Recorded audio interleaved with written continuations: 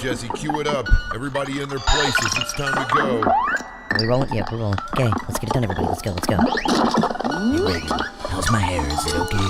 Poxy, they can't see you. All right, come on, let's go. Let's do this, people. Poxy, start on page 4. Get the lines right this time. All right, I got it this time, I swear. 4, 3. Come on. It's time for the Ghost of Hollywood. Alright, wall crawlers, welcome back to the Ghost of Hollywood. I'm Poxy Leonard here with Miss Ragan, and tonight we have a very special guest joining us on the show, and that's none other than our friend and cinematographer, Sal Totino. Now, Sal has done so much work behind the camera that it's difficult for me to condense it all under one umbrella for you here. However, he has most recently acted as director of photography on the first 6 of the 10-episode Paramount miniseries, The Offer. And while we plan to discuss that plenty, especially Sal's transition to the Sony Venice, Poxy and I will discuss Sal's first major feature film, Any Given Sunday, directed by Oliver Stone. His extensive work with Ron Howard on films such as Frost Nixon, Cinderella Man, and the John Langdon series. In the last 6 years, Sal has completed work on movies such as Spider-Man Homecoming, The Tax Collector, and Bird Box as well. He also worked on the second Space Jam movie after the original crew parted ways or were pulled from the project. More on that later. Now, Sal is really clear and thorough in his explanation of how the job gets done, so pending the understanding of what he's explaining, each person can probably take away something unique from it. Everest, though. I'm excited to talk about that. I mean, what a movie to be tasked with on any level, let alone as the DP. And I want to ask about how they replicated the scenes in the studio. I was reading about these huge soft sunlight. What are those? Well, until I ask him, I'll simply describe them as like really large 100,000 watt lights. So basically the sun on a stand? Couldn't have said it better myself. Now, Sal has also worked on various commercials and got his start in the game working on music videos for a great deal of well-known artists. Not gonna name drop? I feel like that may confuse listeners chronologically. I mean, Sal started working with people like Harris Savitas and Peter Kerr, just lighting videos and whatnot, but later, he would actually DP videos for bands such as Live, Bruce Springsteen, and Radiohead, to name a few. See, you managed to make it work. That I did. Thanks for all of your help, Reagan. I don't know what I'd do without you. You'd, without a doubt, probably be out of a job. Totally the other way around. Poxy, I'm hardly a teenager. I don't even need a job yet. Touché. Alright, that's enough out of us. When we return, our friend Salvatore Totino will be joining us to discuss his work and career on all of the aforementioned. And more. Stay tuned because we'll be back shortly. I'm Miss Ragan here with Poxy and Leonard, and you're listening to The Ghost of Hollywood. Can't get enough of The Ghost of Hollywood? Check out our entire first season, now streaming wherever you choose to listen to your podcast. And don't forget to like and subscribe. While you're at it, check out our website at theghostofhollywood.com so that we can keep you up to date on all the latest with The Ghost of Hollywood. Welcome back to The Ghost of Hollywood. I'm Poxy Leonard with Miss Ragan, and tonight we're here with our friend, cinematographer Salvatore Totino. Well known for his collaboration with Ron Howard on films such as Cinderella Man, The Vinci Code, and Frost Nixon, to name a few, Sal made his debut as director of photography on Oliver Stone's 1999 film, Any Given Sunday. Prior to this, Sal would work lighting and filming music videos for performers such as Radiohead, Soundgarden, U2, Live, and R.E.M. Currently, he has taken responsibility for the cinematography on the first 6 episodes of Paramount's brand new 10-part series, The Offer, which tells the story of the making of The Godfather from the perspective of the infamous producer Al Ruddy. Sal's more recent cinematographic work also includes The Tax Collector, Spider-Man's Homecoming, Space Jam: A New Legacy, and Bird Box. All of that said, it's a pleasure to have you on the show, Sal. How are you this evening? I'm very good. Thank you for having me. Well, thanks for joining us. Look forward to it. All right, let's get to it. Born and raised in Brooklyn, New York, you're from an Italian family that put an emphasis on education, and you've also attended trade school for engineering. However, in previous interviews, you've mentioned that school wasn't exactly your thing, and after 2 years or so, you left the trade and began working in the film industry. What led to this transition, and how would that lead to your working lighting music videos? The transition sort of happened, I grew up, my parents immigrated to America, and it was either you went to school and, learned a career, or you became, a tradesman and, worked like that. So the idea of being an artist and making a living was not part of any of my upbringing. So when I kind of fell into the film industry, I always had a love for photography and films, but I never knew that you could kind of make a real living from it because I had no access to it. And I wound up getting a job as a PA, and my whole world just changed. I realized that there was so much more to access. There was,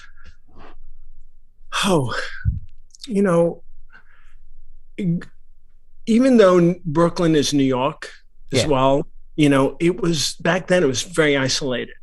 All my friends who hung out in Brooklyn, they didn't go into the city. You didn't go to clubs in the city and stuff. So I used to go, as 18 years old, I used to drive in the city by myself, go to clubs and, hang out with people I didn't even know or, weren't part of my upbringing. And when I did come back to Brooklyn and I'd bring up to my friends, hey, I was at this great club. You just got it. They're like, you in New York? What? You're like, so it was kind of like this foreign, it was almost foreign. It was just this,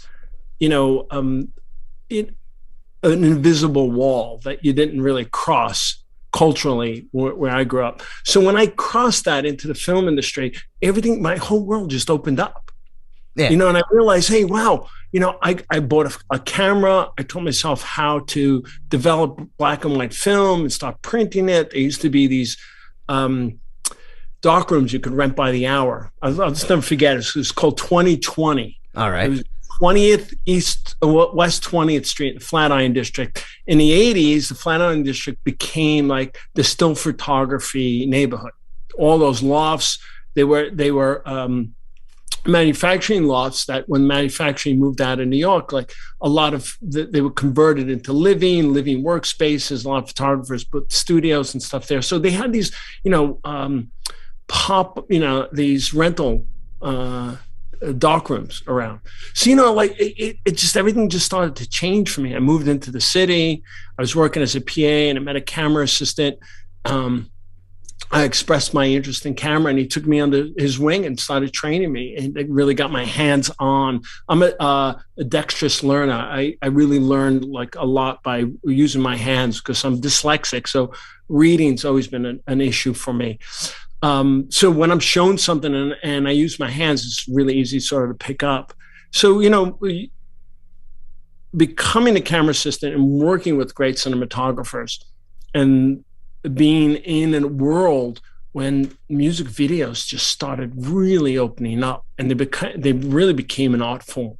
In the early 90s, music videos were not, they weren't viewed as commerce.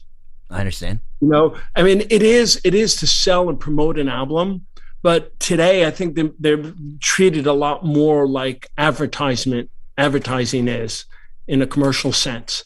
Then it was like, directors would write treatments that were these artistic treatments and they would reference different artists and photographers.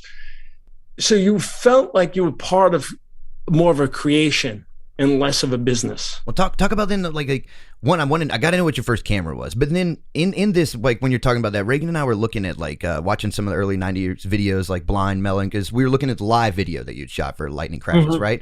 And in that, like you're talking about the abstraction and the artistry that's put into some of these videos at the time. What was, when you were working on Lightning Crashes, how did that factor into for you specifically as far as the creativity and the cooperation with the band? Let's go back to the still camera for a second. Okay, sounds good. Right. So my first camera was a Nikon F2. All right, gotcha. And there's a way to hold the reverse button so when you forward the film, it wouldn't forward. So the frame that you just took a photograph on, you could re-expose that. So you're double exposing it. Okay. Right? I'm following you. So now you're creating two images on one. So in Lightning Crashes, when he's laying, you're talking about, that's how you got the layover effect with like the books on the ground and when he's sitting there? Yeah, or even the angel. Okay. Why she was always transparent. So what we did was, we used lock-off cameras. So the frame was always the same and you'd photograph the room and then you would reverse the film in the dark and bring it back to the big opening frame. And then you'd put the angel into that room and photograph her. Because the room's been photographed twice, it's denser and the angel's transparent. Oh, so wow. That's all actually an in-camera effect that you've taken what you've learned as a still, doing still photography and put it into motion. Wow. Now, I wasn't the first one to do that. Other people have done that as well, but it was a big revolution for that video in itself. And that was the video that launched the band. Yeah, that video is huge. That's what I was telling Reagan. My dad, like, I remember I was like probably 6 or 7 when that came out. My dad was like early 30s, and he lit into that album. Like, I mean, Throwing Copper was huge, period, when it came out. But yeah, that song, it's stuck in concrete. Yeah, for sure. Yeah. I mean, you know what? We did that. We shot that in like a 17-hour day. We shot in this abandoned house in the Adams District, which is, you know, sort of mid-south central Los Angeles. And now that area is like, you can't even afford to buy a house there. You know, it's just crazy. But it was this abandoned house back in 94. I think we did that. 1994, 94. And 94, 95, yeah, something like that. 17-hour shoot day, though. That's crazy. Yeah, it was great. Yeah. But, you know, a lot of them were like that because you were pushing the boundaries. They had limited budgets, and you were really trying to make a lot. And you felt it was a lot more personal doing music videos because they were more of an art form than a commerce. How about? So you get really involved. Like, you know, I did the Kings of Leon video, Wasted Time. Yeah, we were going to ask you about that in a little while. Yeah, and we shot that 16 millimeter reversal film. And the director, Mark Pellington, he's a genius. And Mark, his treatment was basically like 2 sentences. But you said it was like sexy though. Like the whole idea was. The whole thing. And he basically wrote these two, I think it was like 2 sentences. And he said, I want to do a performance video. The music's just so intense. It just makes you want to fuck. You know, and it was like, okay, what does that mean? Yeah, you know, and Mark's like, all right, we're gonna do this performance video in the middle of the forest, and we're gonna get all these kids to come and put the band right in the middle of it. We'll shoot it with multiple cameras, and we did that, and through like just the osmosis of it all, this craziness kind of occurred, and it gave it this kinetic energy, and it had this sexual undertone to it because of. Yeah, I mean, you wouldn't believe what some of those kids would say to us. Like, I'll take my clothes off right now and fuck him, the lead singer, right in front of all. And you're like, what? You know, like, no, we're not doing that kind of thing. But it had that kind of energy. The band was, at that time, that was like in 2001, I think it was. Maybe, 2001, too.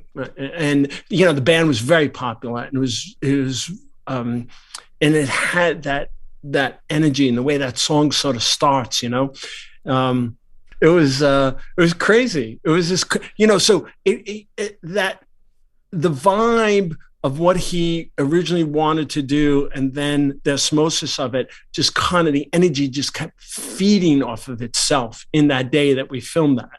And, it was not planned out with the way it's edited and the way you see now. That all just kind of evolved as we were making. How long was the shoot for that one? Because it being that was so one organic. day also. It was one day. So it was really organic then. I mean, it's right there going on as you see it. Now, it was organic. Now, when I did the second live video, Turn My Head, which they wound up reshooting that. But the director, Jake Scott, I did Lightning Crashes with as well. Really creative director. And Jake, his whole idea was to do this video based on John Register paintings. Okay.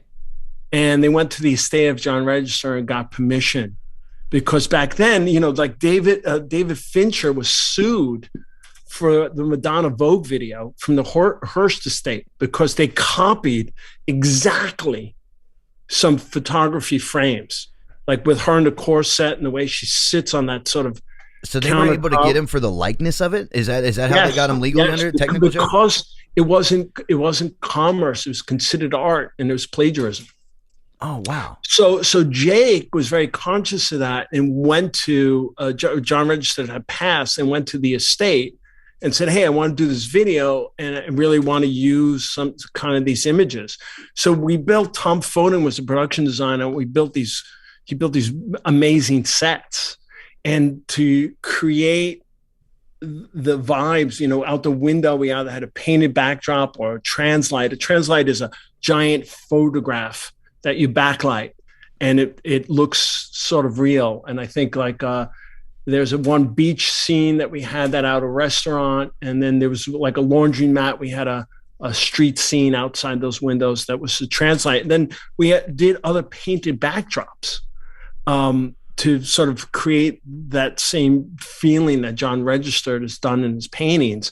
And I would light the set and create a shadow on the wall, but we felt like the shadow wasn't intense enough. So we had a scenic artist come in, and where my shadow lines were, they would paint the highlight brighter so that the contrast would be even greater.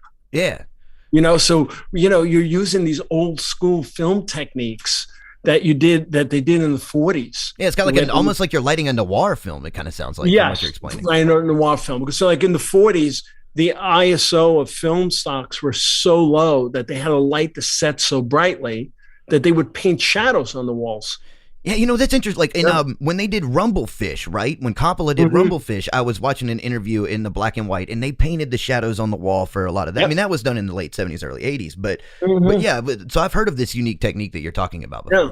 So, it's interesting because today a lot of people don't take the time to think like that. They're like, oh, no, don't worry about it. We'll just fix that later in a computer. We'll do, special effects to it. And it's like sometimes you don't need to. It's just it's really like, let's get a really good scenic artist in here and paint that wall, which is fun. It's a different approach. It's also less costly than doing the special effects after. And then sometimes when you're, depending on the project you're involved in, you run out of money in the end. And you're like, oh, you know what? We don't have money to do that. And compromises start coming down the line. Yes, compromises start happening. So when you're actually doing it in camera, there's no compromises. It's just done.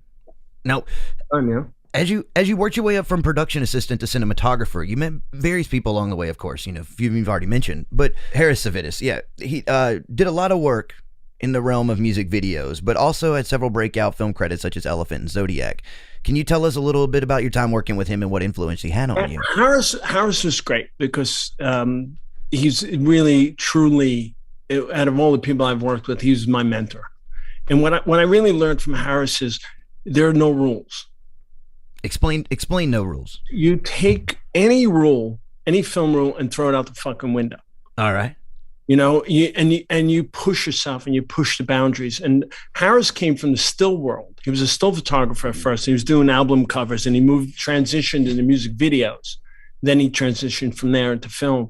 So I started working with Harris when he first started working as a cinematographer. What was the first thing you worked on together that you remember? We did a commercial. Did we do a commercial? No. The first thing I think we worked on was Lisa Bonet directed a Lenny Kravitz video because they used to be together. Yeah. It was called Let Love Rule. All right. We shot upstate New York, 16 millimeter film, just kind of handheld out in fields and stuff, So that was one of the first things. And he kind of co-directed that with Lisa. That was the first project I worked with him on. That's pretty unique. I didn't do any of his. I really didn't do any of his films with him. I mean, we did this sort of weird thing called Late Consequence. That was really before he started doing films because I had moved on at that point. Yeah, and he was really supportive of me becoming a cinematographer because he knew that that's what I wanted. So he never held you back. And that was really wonderful about Harris. And I worked with Harris with the director named Peter Kerr. And Peter was a lot of times wanting to use second cameras and stuff. And Harris started giving me the freedom, go set that shot up, go find this, go find that, So I would grab a second camera and run off and go shoot something. And Peter liked what I had. He used to like my work and my eye. And he gave me an opportunity to shoot something. And Harris was... because he called Harris. It's like, look, Harris, I got this little MTV promo. There's no money in it. What do you think if I have Sal shoot it? And Harris is like, yeah, that's a great idea. You should do that. You should. So, it's hard to find people back then that were supportive. So I really try to pay it forward now. I mean, that's the only thing I could do to honor Harris's memory now is really to pay it forward and do what he did for me for other people. I do. I bring up crew members and I give them opportunities and, help them blossom and move on. That's what it was like working with Harris. It was just, it was a lot of fun. He just broke every rule, any rule. don't send the film to the lab tonight. I'm going to take it home and put it in my oven first. Why? You know? Why? I gotta know. They put the film in the oven. You're like, why? He goes, I don't know. I think maybe the temperature is going to like screw up the chemistry of it, you know? And then he would do that and we'd bring it to the lab and it's like, hey, you guys, we put this in the oven last night. You did what? You know, yeah, were you fucking crazy? Well, yeah, maybe. Let's see what it's like, you know? But that's the kind of story that makes somebody like Arri Alexa right there. Yeah. And, you know, so he used to mess a lot with the chemistry of film, which was great. And so he introduced me to this wonderful, wonderful woman named Beverly at Deluxe Labs. Okay, yeah, because you've done a lot of work with Deluxe Labs. Beverly Woods, she studied chemistry in college, and then she wound up working in the lab. And Beverly really understood as cinematographers wanting to alter and change what's normal. Okay. So you get film from Kodak, and Kodak says, okay, this film is 500 ISO, and it needs to be exposed correctly. You know, if you expose it to an 18% gray, you have 3 stops of latitude to white, and you have 3 stops of latitude to black. You know, it's where before it goes over and underexposed. So you're immediately like, how can I fuck with this? Oh, you're right. So, you know, you're looking at it going, okay, I see that, but I'm going to do the scene and I want the scene to like have much more contrast in it. So what are we going to do to that? So they started with Beverly. Hey, Bev, we want more of the silver to be retained in the film so it's more contrasting. So like in the film 7, they did a silver retention, which is called a bleach bypass. In developing the film, there's at one point the film goes through like a beach bath to remove the silver that is in the film. So the chemistry of the emulsion of the film has some silver in it. So by removing the silver, you're bringing that negative back to where Kodak specs are. But if you leave that silver in, now your blacks are a lot more blacker and you cannot see through them. So you're creating this more contrast, and your whites now are becoming more poppy and whiter. So, you know, Bev worked with, and when you do a bleach bypass, you're now contaminating the bath at the lab. Yeah. And the lab now has to throw out all that chemicals. So a lab can run, you know, 500,000 feet of film a night through the lab. And you do bleach bypass, now all that chemical has to get removed. So you're saying it's an expensive process then? It's an expensive process. So Bev would be like, okay, you want to do bleach bypass? No problem. We're going to do it at the last run of the night. You know, so you used to work with her and you know, come up with these ideas. You know, sometimes you'd call up, hey, Bev, I want to do this thing and I'm thinking about doing this and I need you to do this with the bath. You know, Sal, you're fucking crazy. Let me call you back, you know? And then she'd call back like an hour later. Okay, this is what we're going to do. We're going to drop the temperature of the bath to this. We're going to do that. We're going to do a little test. I'm going to see how it works out. And you know, you started creating looks that way. Now, today, it's a lot different because, you know, we're working in a digital world and you create some of those looks with software. Yeah. So it's different, and you can't quite get the same looks that you've had back then. But that's what it was, and that's what I mean when I say, you know, breaking the rules. All right, I'm following you. You know, because Kodak says, hey, this is the rule. This is what you're supposed to do with this. You know, and you're like, well, no, that's not what I want to do. You know, I'll never forget when I was a camera assistant, Arriflex came out with this new camera. It's called the 535. Okay. And not every camera assistant would just be given the camera to take out on a job. You had to get trained on it. And I was on a job. I was trained on it. I was on a job one day. What was great about this camera is that you could do a speed change in the camera. So you could go from 24 frames to 48 frames. In motion, like while you're recording? While you're recording, okay. You could set a time of that. So you can make it happen in 1 second, 2 seconds, 3 seconds, and it would adjust the exposure with a motor that was attached to the lens. So I was doing this shoot and we're at a studio. I was a camera assistant. And the DP says to me, I'll never forget, it was Paul Loffer was the DP. Okay. And he says, all right, I want to go to 48 frames. And we did that a couple of times. And he says, hey, I want to go to 48, and then I want you to go back to 24. So, we have this little box that's attached, and I'm trying to program it, and they can't go back to 24. Why won't it revert? And yeah, but when we were trained on the camera, they only showed you how to increase the speed. Okay. Right? So I had the phone number of an engineer at Arri. It was after hours, and I called him up. I was like, Stefan, I really want to do this shot. I want the camera to go to 48 and then back to 24. The cinematographer wants that. And he's like, it can't do that. I said, why? He goes, you're not supposed to do that. I go, why? He's like, well, we didn't design it to do that. I'm like, well, why? He's like, well, we didn't think you'd want to do that. And it's like, you would think it would have a reversibility, like some well, reciprocation. but it's because they're designing things inside laboratories. Mm-hmm. And they design them in one way, and they weren't at the time really consulting people in the field. So if you think about like Elon Musk today, you have NASA that's been building these rocket ships forever, went to the moon and all that sort of stuff. And here comes Elon Musk. And Elon's like, all right, you know what? I'm going to simplify this idea, and we're going to work it out. And, they get it, and it's 95% there. And he's like, all right, let's send the rocket up. Well, Elon, it's not 100% proven. I know. We don't know yet until we send it up and see what's wrong with it. Yeah. And they send it up, and the thing fails, and they go, okay, why did it fail? Let's look at that, blah, blah, blah, blah, blah. And they adjust it, and look what's happened today. And that's the thing. And so I'm bringing this up, and I use these as examples because I think people need to understand or think a little bit more out of the box. Like, you know what? Yeah, it says that, but now what else can I fucking do to it? What can I push it? How can I change it? They tell me I'm not supposed to do this. Okay, what happens when I do that? Now, obviously, you use your common sense and don't put yourself in a situation that if you do that, you get yourself killed. I mean, we're not talking about that, but we're talking about learning from it.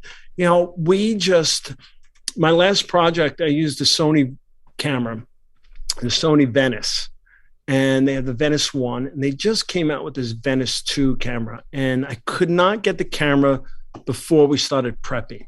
Okay. The camera came out in the middle of the shoot, and I really wanted the camera because it's a little smaller, it's a higher resolution, and I convinced them to give me the camera and start shooting with it. And they're like, wow, it hasn't really been, you haven't proven to use it right yet, and blah, blah, blah. And, there's still some bugs about it. And, I'm like, give me the fucking camera. And what we did was like, we put it. Are you talking about, is this for 65 or ghosted? Ghosted. Okay. So we put it in, we had the Venice 1 and we had the Venice 2, and we basically put it in the battlefield, and it performed. No and problem. We just last week, there's a few things that there were no problems with it, but there were things that we think how they can improve that camera. And what was great was like Sony had asked us to do a big meeting with me, my camera assistant, the digital utility, and the digital tech, DIT, and we sat down with them and we talked about the camera. And we're like, look, what was really wonderful is that we put this thing right on the battlefield and it performed. Now, we think you could do this, this, and this to it to make it better. And this is where, we had a little shortcomings with using it. But in regards to all the imagery, it was fantastic. And they really listened. And they're like, all right, we're going to work on that. We're going to think about that sort of engineering. We're working into the new software upgrade and that. But you don't know any of that stuff until you just you try it. It's like fucking cooking. You could follow a recipe and then you look at that recipe, like not baking, because baking's so. Look, the guy I was telling you about, I worked with at La Hellas. He said, look, cooking is art, baking is science. Exactly. It's exactly it. Yeah. And it's like that. It's like you're gonna like, I don't have that ingredient. Let me substitute it with this. Let me try that. Let me change that. And you have to do that with everything you do in life. Yeah. Like, you just got to push yourself, and you got to, push those boundaries and be a little uncomfortable. and being like, I don't know what the fuck's going to happen. Let me see. That's the best way to do it, to be honest. That's the only way you really figure it out. You kind of get that empirical experience on it. You just don't know until you like you try. It's like you go out on a date, and you feel like the chemistry's right, and you're like, should I kiss the person? Should I not kiss the person? And you don't know until you try. I've been married for a long time, so I'd be no good at this. No, exactly. But you know what I mean. I'm just trying to use this as an analogy. No, I'm just messing with you. You don't know until you're. Yeah. You better not. Your wife will kill you. Oh no, no. No, but now, so let's take this back then, right? So with Any Given Sunday, right now, that's your first project. There's all kinds of shit going on in this movie. Tons of movement. Oh, yeah. I mean, I know there's a lot of the pressure at the time because you're working with big stars like Pacino, and then Oliver Stone's directing. You got a huge budget, but you're shooting this thing on the Arriflex 35, right? And then some of it on the. I shot that Panavision. Oh, you shot that Panavision? IMDb need to get their spec shit straight then. So I'm going to be wrong the whole time here then. No, you're not. We shot mostly Panavision, and then for high speed work, we used an Arri 3 because with a Panavision mount, because Panavision didn't have a camera at the time that went that fast. Oh, okay, I understand. So that's why why those Panavision films were lenses. chosen. They're all Panavision lenses. And you did the same thing though with Changing Lanes, right? You worked with the Panaflex and Changing Lanes too, didn't you? Yes, I did. Yeah. So, how were you able to use the Arri 3 and the Panavision when shooting for Any Given Sunday, as far as the movement at the time and the technology that was available then? They changed the lens mount on it because Panavision lens mounts are different than Arri lens mounts. Those are PL mounts, and Panavision has their own proprietary lenses and mounts. So they basically just changed the lens mount, and it's all about getting the focal depth right, flange focal depth between the mount and the film plane. Okay. So that was something that's always been worked out that they did. But that film was really interesting because, the cameras are just vessels. Mm-hmm. It's what you do with them. Yeah, that's what I'm asking. Like as far as the movability and all of that, it's like what you do with it. It's just and how you do it. So you could use a shovel to dig a hole, or you could use a shovel to do a lot of other things. So in Any Given Sunday, the thing was, it's like you think about that world, and it's a crazy kinetic world. Mm-hmm. The energy, the machismo, the egos in football are huge. And then everything that happens behind the scenes with a lot of players. Yeah, like the locker room shots. All that stuff. And Oliver is like a method actor. He kind of becomes what he's directing. So there's this craziness around making the film. And it was my first film. And I really wanted the audience to feel like what it was like to be in a football game. And up until that point, a lot of football was only really photographed from the sidelines. Yeah. So we had our second unit, and the second unit, they had, brought in some NFL operators to, that was their sort of idea. And I wrote out a treatment, and my whole reference to the treatment, and again, I'm dyslexic, so writing's like fucking nightmare for me to begin with, Okay. And I wrote out this thing, and my whole reference was Raging Bull. And I wanted you to feel like you did when you watched Raging Bull, but in football. And I'll never forget, we had this meeting. Oliver wasn't there at the meeting. It was me, the producer, and the second unit director was like, what the fuck is this? This is bullshit. We're not doing this. You shoot the actors. We're going to shoot the football. This isn't how you do it. And Oliver heard about the meeting. And then, of course, the first day, second unit's filming, we're filming at the same sort of stadium. And we just rolled in and took over second unit and started putting the camera in there, which kind of created a lot of tension between the second unit director, Oliver, and myself. Yeah, I was gonna say, how'd this go on the ground that day? It didn't go. A lot of it didn't go well, So he was the second unit director was really pissed off. So what the fuck is this? Is fucking bullshit and blah blah blah. And then, but this is what we did. Yeah. And I did. We ran the camera in the field, and You shouldering this thing, or how are you? I was shouldering it. Me, mostly Jimmy Mural. He had this little Steadicam thing that he had built. All right. So he modified a Steadicam so I could really run quickly with it.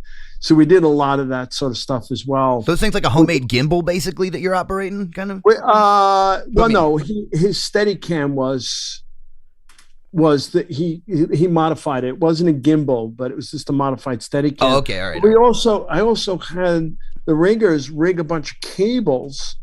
Now it's like a cable cam. You watch football as a cable cam, but we had this cable system to come down so we can actually hang the camera and run a little quickly with it, so that it wasn't so sort of perfect and it was a little edogenic and sort of crazy. And then I used a thing called an image shaker that Claremont Camera at the time had built for Save It Private Ryan. And there's this sort of a diaphragm that went in front of the lens that shook in certain ways, and you could adjust how it shakes, and you could turn it on and off.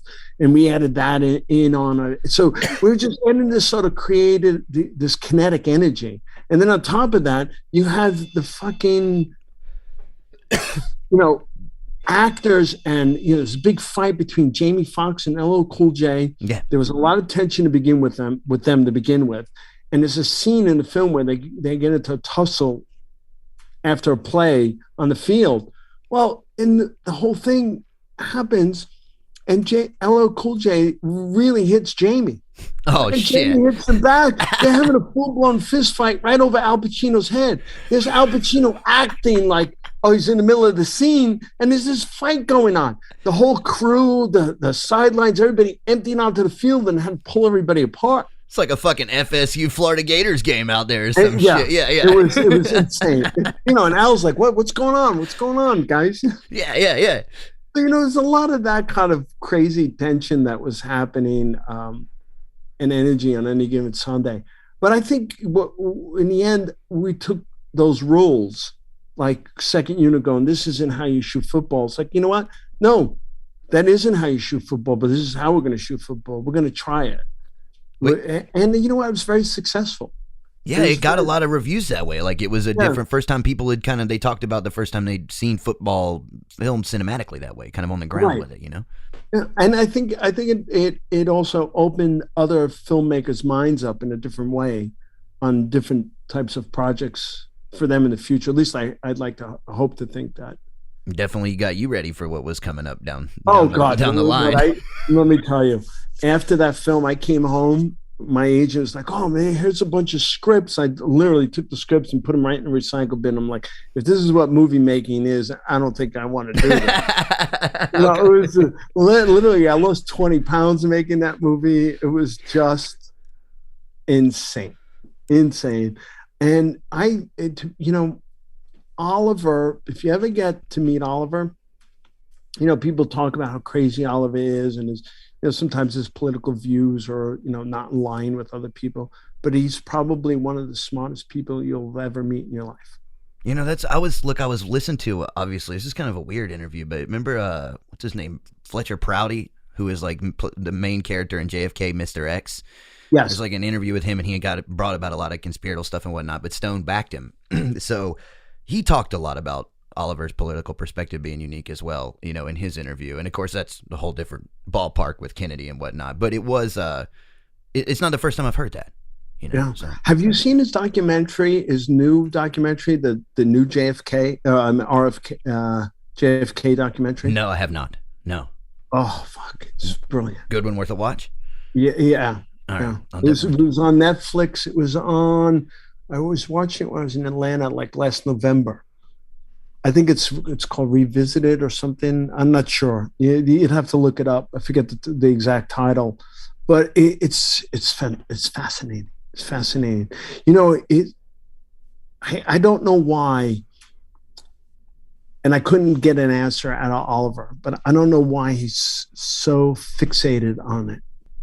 I guess he's got a lot. He likes a lot of interest. I mean, like his focus, and I don't know. I'm me speaking, but his focus in film, you know, things like the Doors, or his historical sort of perspective and interest, I think that seems to resonate with him. That's why Any Given Sunday is kind of a unique film. You know what I mean? Like, it seems like a different area for him to have worked on. So it's a unique thing you got to work on him with in that area. Yeah, I was also very lucky. You know, I'm.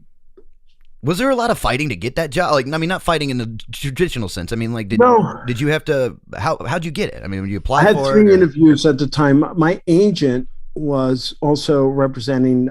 He was agent for Bob Richardson as well, and Bob wasn't available to do the film. So Oliver called him because they had a really close relationship, and told him, like, look, I want to find somebody new and up and coming. It's interesting. He's done videos. Send me some reels, and he sent them a few cinematographers' reels, and he happened to like some of my work. And when I interviewed with him, and I had 2 other interviews after that. One of them included a dinner at his house one night, and then left his wife and kid and went out, and wanted me to be around him and his behavior to see how I sort of reacted to it. Look, you know, what you do in your personal life, I don't give a fuck. You know, as long as you're not putting me in a compromised position, doesn't matter. I understand.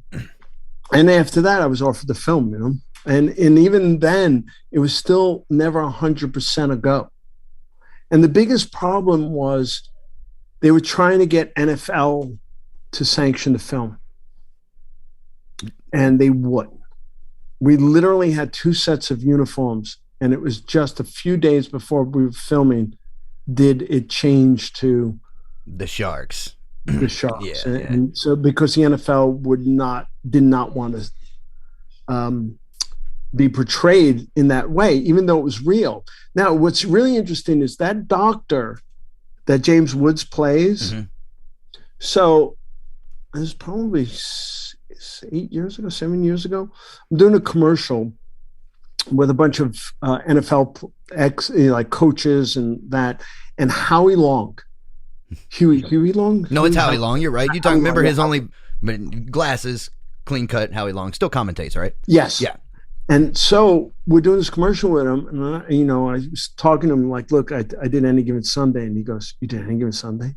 He goes, that's exactly how it was. That fucking doctor. Let me tell you about that fucking doctor. He was my doctor. He's when he played for the Ravens. He said, I had this thing happening with my calf, you know, and they gave me, went to an MRI, and we were going into playoffs. And he's like, no, don't worry about it. You know, here's a couple of shots. And they made me play. The day after the playoffs were over and we lost, I was having breakfast. I got a phone call going, you got to go to the hospital right away. You got a blood clot in your calf. So they actually made him play like that. He wound up getting part of it removed because the fucking doctor was just shooting him up in drugs, get him out there to play, as opposed to going, hey, it's too dangerous for you to play right now because you got this blood clot in your leg. Oh man, that's like mega risky, man. A little movement with the blood clot in your aneurysm. That's what happened then. Yeah. And that's why the NFL did not want that film to portray the NFL. Well, what about when you did Concussion and the CRE stuff? The CTE. Yeah, the CTE. Well, sorry. You know, there's a lot of controversy there as well. We told that story through Bennett Mule's point of view. It was all about him, and he was ostracized. And the guy's a genius. He's a genius. He does not take the obvious for granted. Okay. I witnessed 3 autopsies, one in which he performed. All right. Elaborate on this. It's fascinating. Well, that's what's so great about when you do a film.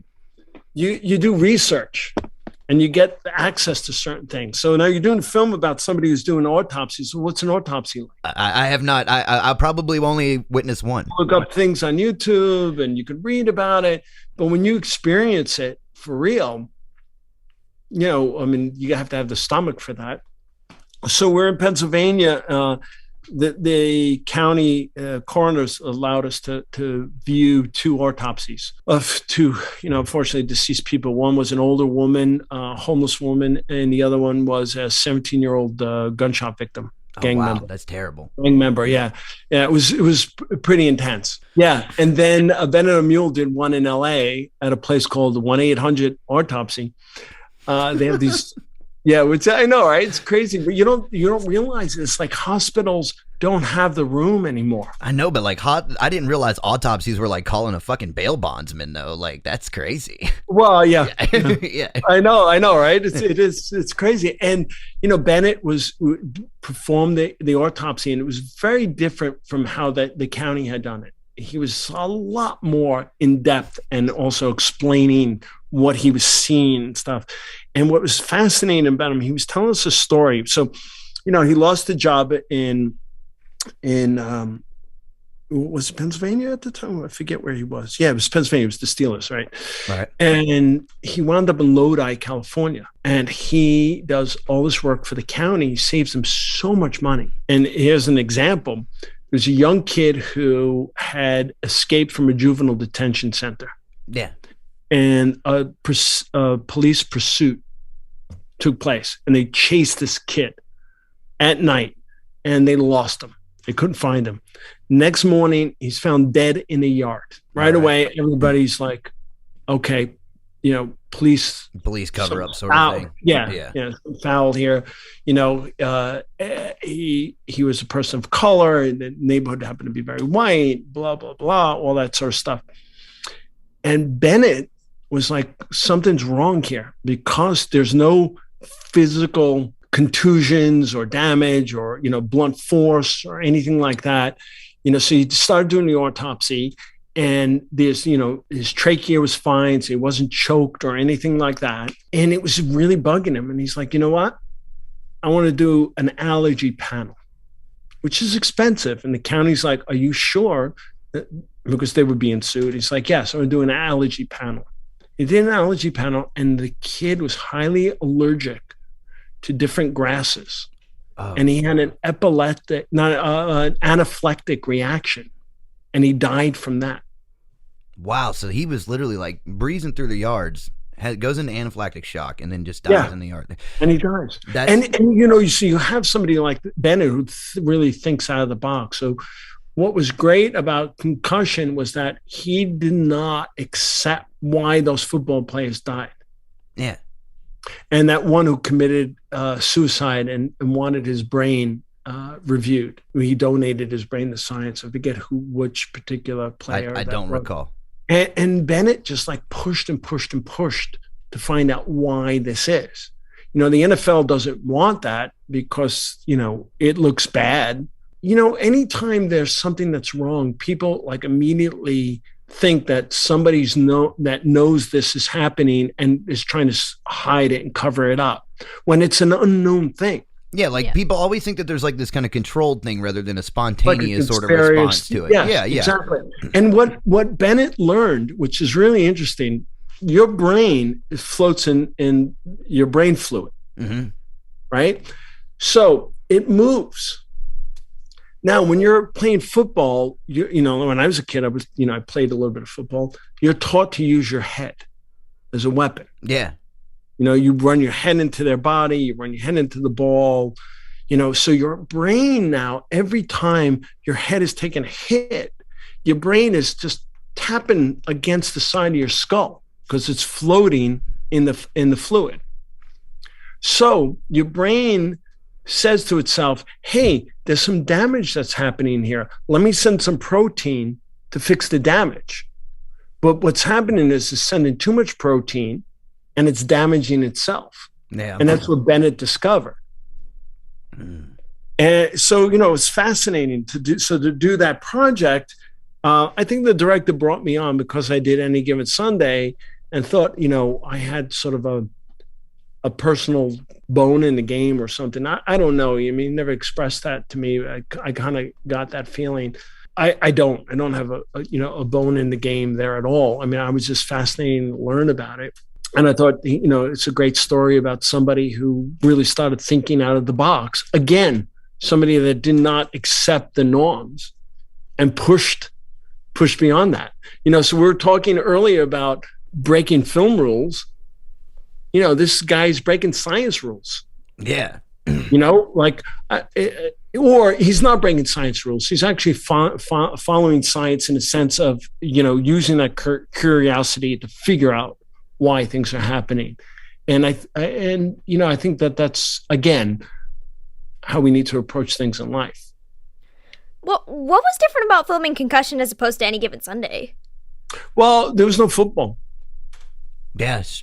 And it was more of a drama. It was more about the doctor, when the NFL kind of caught wind of it and they were trying to hush it under the rug because they didn't believe the science. They didn't think the science was true. Any Given Sunday was about the football, what was happening, the kinetic energy of football, that environment. This is a byproduct of playing the game and how it's affected people and created some damage, to them. But, it's just like anything, you're going to take a risk in life when you do something that's physical. What about as a, Will Smith, this may be a unique question, I don't know if it's a good one, has been criticized in films where either he's been heralded or criticized in films where he plays a serious role because he's so charismatic. As a cinematographer, how are you able to capture him on screen in a role that's a little more serious, and able to encapsulate the kind of the emotional grip in the film? You know what I mean? Well, the thing about Will, which was pretty amazing, is that he does a lot of homework. Yeah. He spent a lot of time with Bennett. He learned about the science. So you're already now, there's times that you're on a film set and you're doing a scene and you're like, I'm on a film set doing a scene. Yeah. And there are other times when you're on that set and you're like, I'm not on a set. I'm with the real person. They transcend you into another place. Will Smith transcends you. So you're saying that he can make you believe it when you're watching it. He makes you believe it. Not when I'm watching it. Well, I'm filming it. Yeah. But that's as close as I've ever gotten. Like, I know you're like, it's just another set. If I was on set, I'd be like, oh my God, I don't understand how any of this stuff works. It's awesome. Well, yeah, of course, but it's when you're actually, because you have lights. Yeah. Cameras, you have assistants, you have sound people. There's a lot of people that are behind that camera while that scene is being filmed. So it doesn't feel real in a sense. But when an actor starts acting and you now believe that that's not an actor and it's that person they're portraying, you're just like, you're transcended and you're like, wow, this is wonderful. So it's like, there's not much you need to do photographically because they're bringing it there. Russell Crowe did that in Cinderella Man. I was with Jim Braddock or Frank Langella. There were times on set, the hair on the back of my neck would stand up because I was like, I'm with the president. I'm with Nixon. That's what, look. He insisted on being called Mr. President too. Oh, like, he went that far? He went that far. Let me tell you. The writing crew was telling me that he even learned Nixon's like piano pieces for the movie and shit. Go ahead, sorry. No, you're absolutely right. He would walk on set and the air would be sucked out of the room. Wow. Like Michael Sheen and Matthew McFadden and Sam Rockwell, they'd be in the corner joking around, and all of a sudden you just feel this presence and everything would just get silent. And you turn around and he'd be pacing in the back of the corner like Nixon did. Yeah, I'm following you. And they just sort of transcended you, and it's amazing. Or even like just now in The Offer, two actors in particular. One, Giovanni Ribisi. Yeah. Ribisi sat on a couch for 2 months every day and ate a jar of peanut butter. Yeah, see, Reagan, I was telling you. Yeah. He gained 40 pounds to play that part. And then he learned who Joe Colombo was, how Joe Colombo spoke, how he moved around. And Giovanni was in character anytime he was around. He's also a filmmaker. He owns cameras, he makes films himself, and he was always on set. And he was on set watching us like do another scene in character. So anytime he's in front of the camera, you're like, I'm with Joe Colombo. Yeah, he's like, I don't like that. You need to reshoot that scene. Yeah. It was just, he wouldn't say that. Like I'm just kidding. Yeah. It was great. And then also Matthew Good. Matthew. He's playing Bob Evans, right? Bob Evans. Okay, yeah. So he'd be at Video Village talking to the director, and then we'd say, all right, Matthew, like say the Polo Lounge. We need you on set. All right. And he'd walk away from Video Village, and you'd see as he's walking, his body would start to change the way he walked. And then a crew member would be walking by and be like, hey, how you doing, baby? Just like Bob Evans. And then he'd go on camera, and it was like, fuck, I'm with Bob Evans. Look, that shit when he was pitching, I know you filmed the first 6. So you filmed that great monologue scene when he goes in the office around the execs. In the board meeting. Yeah. But there was the one in the 8th episode that came out this week when he's trying to pitch Chinatown, and he's like, it's so difficult to pitch Chinatown, and he's like, it's Water and Nicholson.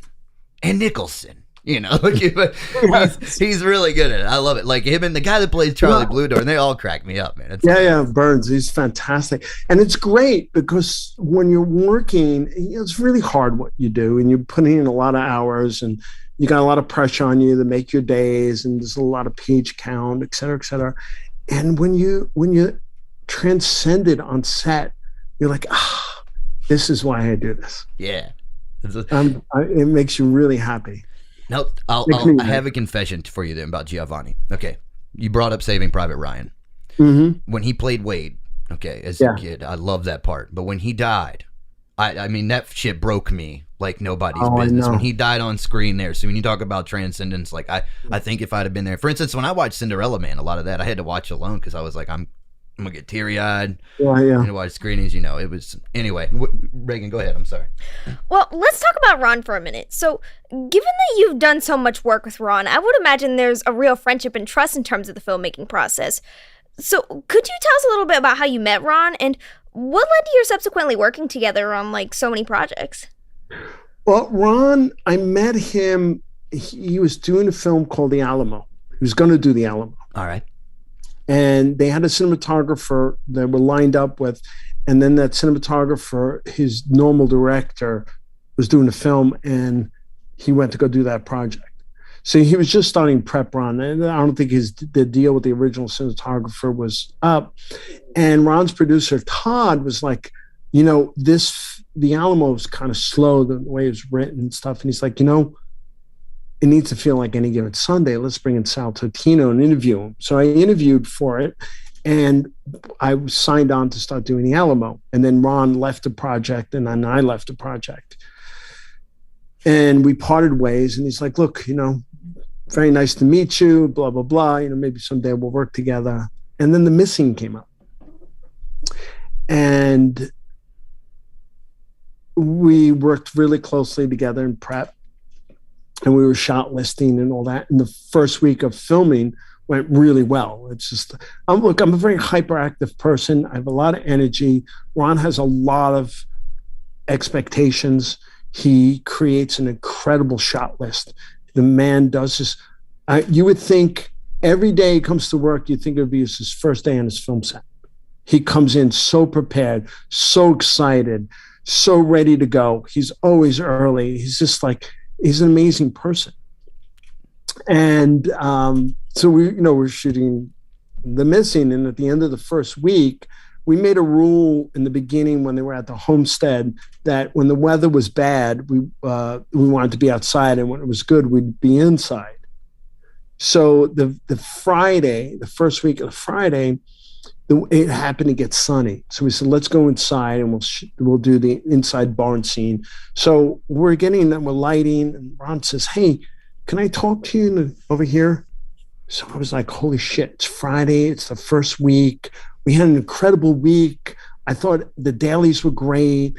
I thought the studio was happy. And I'm like, fuck, I'm getting fired. You thought you were going to get fired? You should get fired on the Friday of the first week normally because somebody doesn't like the dailies or whatever. He's like, can I talk to you over here? And so this 20 feet walk was like, it felt like I was walking a mile, just like with the wind in my face at 200 miles an hour. It's just like my heart dropped and stuff. And I came over to him and and he's like, look, I got this script of this movie called Cinderella Man about this boxer, and I'd like you to read the script. And I just looked at him and I said, I'll do it. You know, and he's like, no, read the script first, see how you feel about it. He never knew, and to this day, he still doesn't believe that when I tell the story that I thought I was getting fired, you know? Yeah.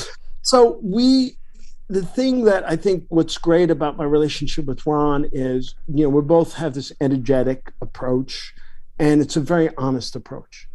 You know, Ron will say to me sometimes, when he said this one time, he said, hey, you know, I really have to think before I ask you a question like, what do you think? Because I really I have to be prepared for the honest answer. And sometimes I don't want the honest answer. I want to hear what I want. Because he'll ask me something like, you know, and I'll be like, no, that's blue.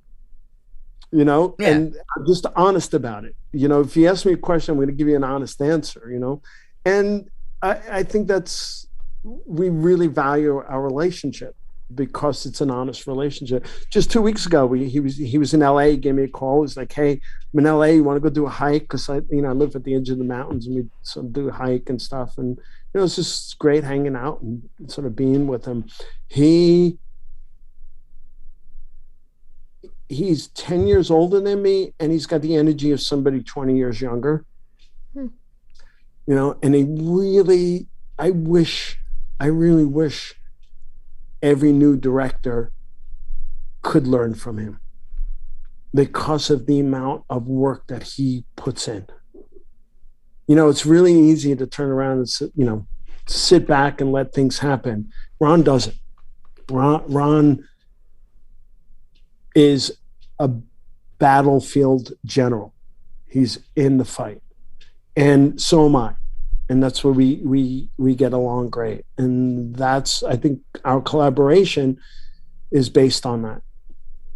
Now, let's talk about Cinderella Man for a minute. Mm-hmm. The boxing scenes in the film are shot in a way that, you know, you really feel like you're in the ring. And you talk a lot about the way that you structured things with with Any Given Sunday, so that, you know, they're kind of, you're able to get that interaction. But with Cinderella Man, you actually like have the camera padded, don't you? You did some with a tire or something, and have Russell Crowe punch this thing. I did a lot of different things. Yeah, I'm curious because there's a lot going on. Was really interesting because when it first came, like when I was young, I boxed a bit. All right. So I understand boxing. And, you know, everything's going to be choreographed. Yeah, you had to box with the camera, basically, didn't you? Yeah, exactly. Yeah. So Ron was like, hey, how are we going to do this? I'm like, what do you mean? I'm just going to get in the ring with the camera. He goes, Sean, I mean, what are you crazy? How are you going to get in the ring with the camera? I mean, I can't have the actors get hurt. I can't have you get hurt. I'm like, we'll work it out. You know, we did some tests, and he really liked what he was seeing. So I approached every fight. I was really trying to have the fight feel psychological, what it's like to be a boxer in the match, and what's happening in certain moments when you have crystal clarity or when you're dazed and confused. So I was, you know, the choreographing, you understand the choreographing, you know where the boxers are going to move. So it's not like I got into a fight with, you know, Mike Tyson. Yeah, I don't know where Mike's going. You know what I mean? But because you've choreographed it, you know where the boxes are going to be. You know which punches are coming. So I was able to handhold the camera and get the camera in the places I needed to get to. And then there were moments where I wanted it to be the point of view of being hit. So like, how am I going to do that? I'm like, all right, we'll put the camera in a tire. We'll pad up a tire. We'll suspend it off a bungee.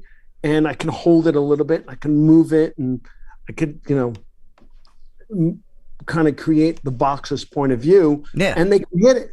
And that's what we did. We did things like that. Or I used different type of cameras and older lenses for certain moments when, you know, Jim Braddock is out of it. So it was really, you know, taking that camera and putting it in the match. It was really funny because there's a couple of times some things happened. You know, Angelo Dundee was a technical advisor and was also in Jim Braddock's corner. Yeah. And Angelo Dundee was a famous boxing trainer. You know, he's very famous for Muhammad Ali, but he did Rocky Graciano and Rocky Marciano, and you know, he's probably he's 82 years old. So everything's all choreographed. And one of the opponent boxers, I forget which character he was playing, but he was a Canadian bronze medalist in the Olympics. Okay. He's a really good boxer.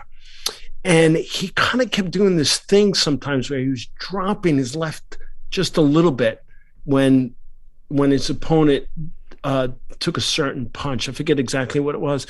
And so Russell's telling the story. He's like, I come back to the corner at the end of the take, and Angelo comes to me. He goes, listen, when you throw that right there, he kind of drops. When you throw that left, he kind of drops his right side a little bit. When he does that, I want you to sneak in there. And then, you know, hit him. Yeah. And Russell's like, no, Angelo, this is choreographed. Like, and Angelo was so, you know, his eye was so sharp, and he's so trained to really watch the subtle movements in the boxers that he forgot that we're like making a film. Yeah. And he's seen an opening here. He's training this motherfucker. Exactly. And you know, it was wonderful. It was wonderful. And then there was a moment we were doing this thing where it's the last fight. He's fighting Max Baer. And I really wanted that punch very close to the lens. Yeah. These big right hooks. So Russell comes in, and I got the camera on my shoulder. I'm like, all right, Russell. Now, the cameras, the lens is probably 16 inches from your eye when it's sitting on your shoulder, you know? Mm-hmm. So I'm like, Russell, I need you to throw the punch right in front of the matte box. I'm going to wait just as it's about to cross the matte box, and I'm going to move the camera. I'm going to whip the camera. So he's like, all right, let's line that up, you know, because he's got to, you know, go back and take a big right hook. Yeah. So we lined it up a couple of times, you know, nice and slow. And he's like, all right, you ready? I'm like, yeah, I'm ready. Okay. I'm watching it. I see the punch coming, kind of pan off, do 3-4 takes. I'm like, great, Russell, got that. Thanks. Max Baer, Greg Birko comes into, I was like, all right, Greg, this is what we did, and this is how we did it with Russell. Let me show you. We line it up. And he lines it up. And we get ready to shoot. And I don't forget, because it's that take is in the film. Yeah. You see him go back, and he makes that face, and his teeth kind of grin, and his eyes get really big, and his arm goes way back, and he throws that punch. And when you got your eye in the eyepiece, like the whole world, like psychologically just slows down for you. Okay. And it feels like you have all the time in the world. And I'm holding the camera, and I'm like, where is it? Where is it? Where is it? Next thing I know, I get hit right just next to my ear. So, you know, if you think about it, it's like 16, 18 inches back. Yeah. From the front of where he meant to do that punch. And I go down with the camera. Oh, man. Like, oh, my God. Craig Birko was so upset with himself. And so I was fine, you know. But it was and Angelo's like, what a fucking shot. And he's like, yeah.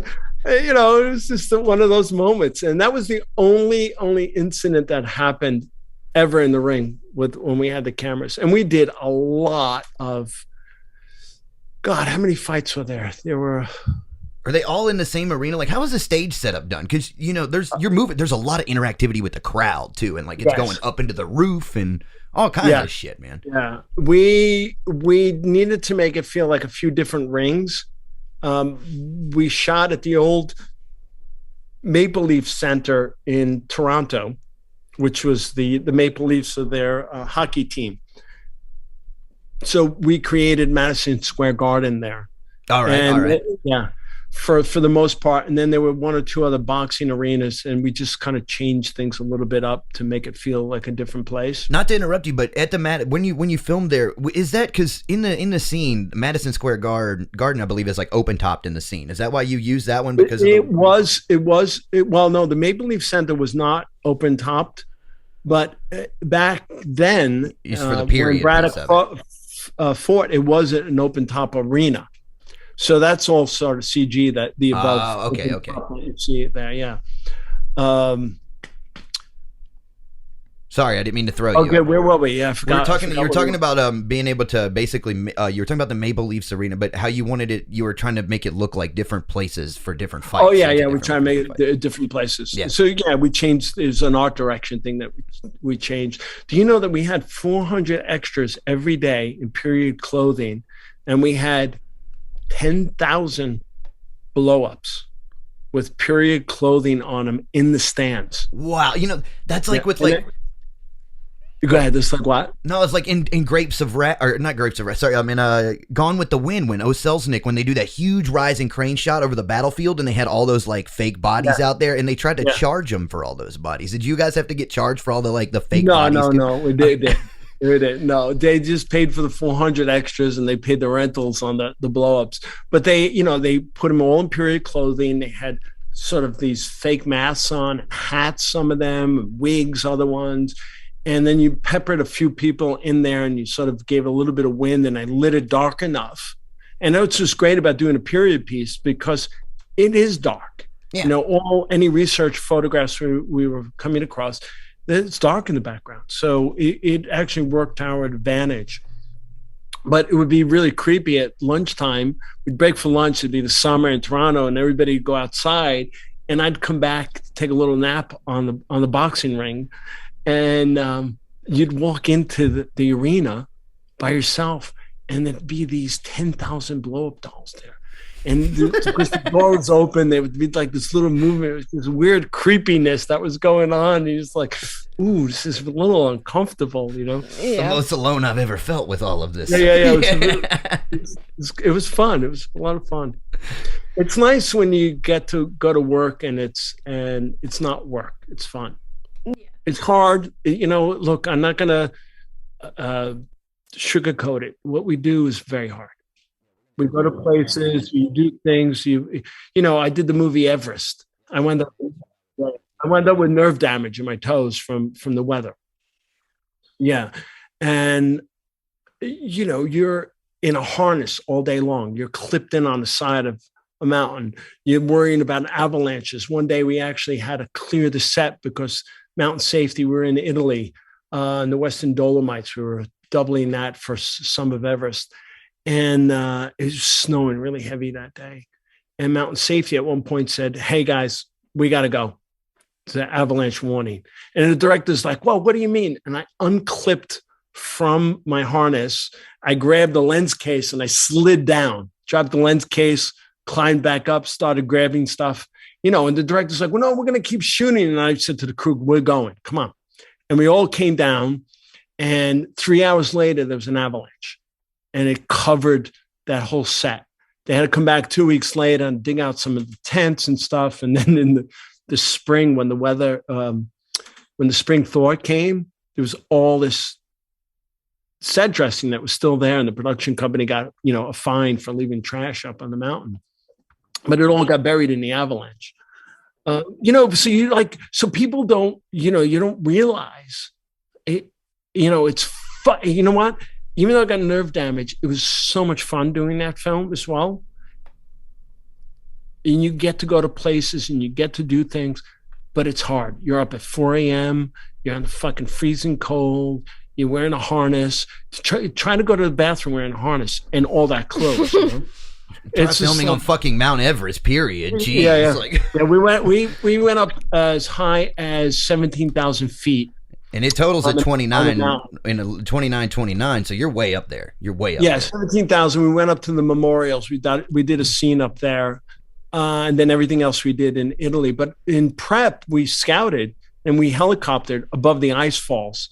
And then we landed at base camp. I mean, come on, look. I'm not a climber. I'm not interested in climbing, but I got to go to Everest base camp, and I had tea with some expedition there. Some Sherpas were there, and they're like, hey, you want some tea? And we're like sitting at base camp drinking fucking tea. Well, I know we were just speaking about avalanches, but what happened to cause that avalanche that actually ended up killing? Wasn't it 16? Oh, you mean in Everest itself? Yeah. Yeah, there was I don't know if there was a tremor or an earthquake that caused an avalanche and there were a bunch of Sherpas working in the ice falls at the time, and unfortunately they died. But that's part of look.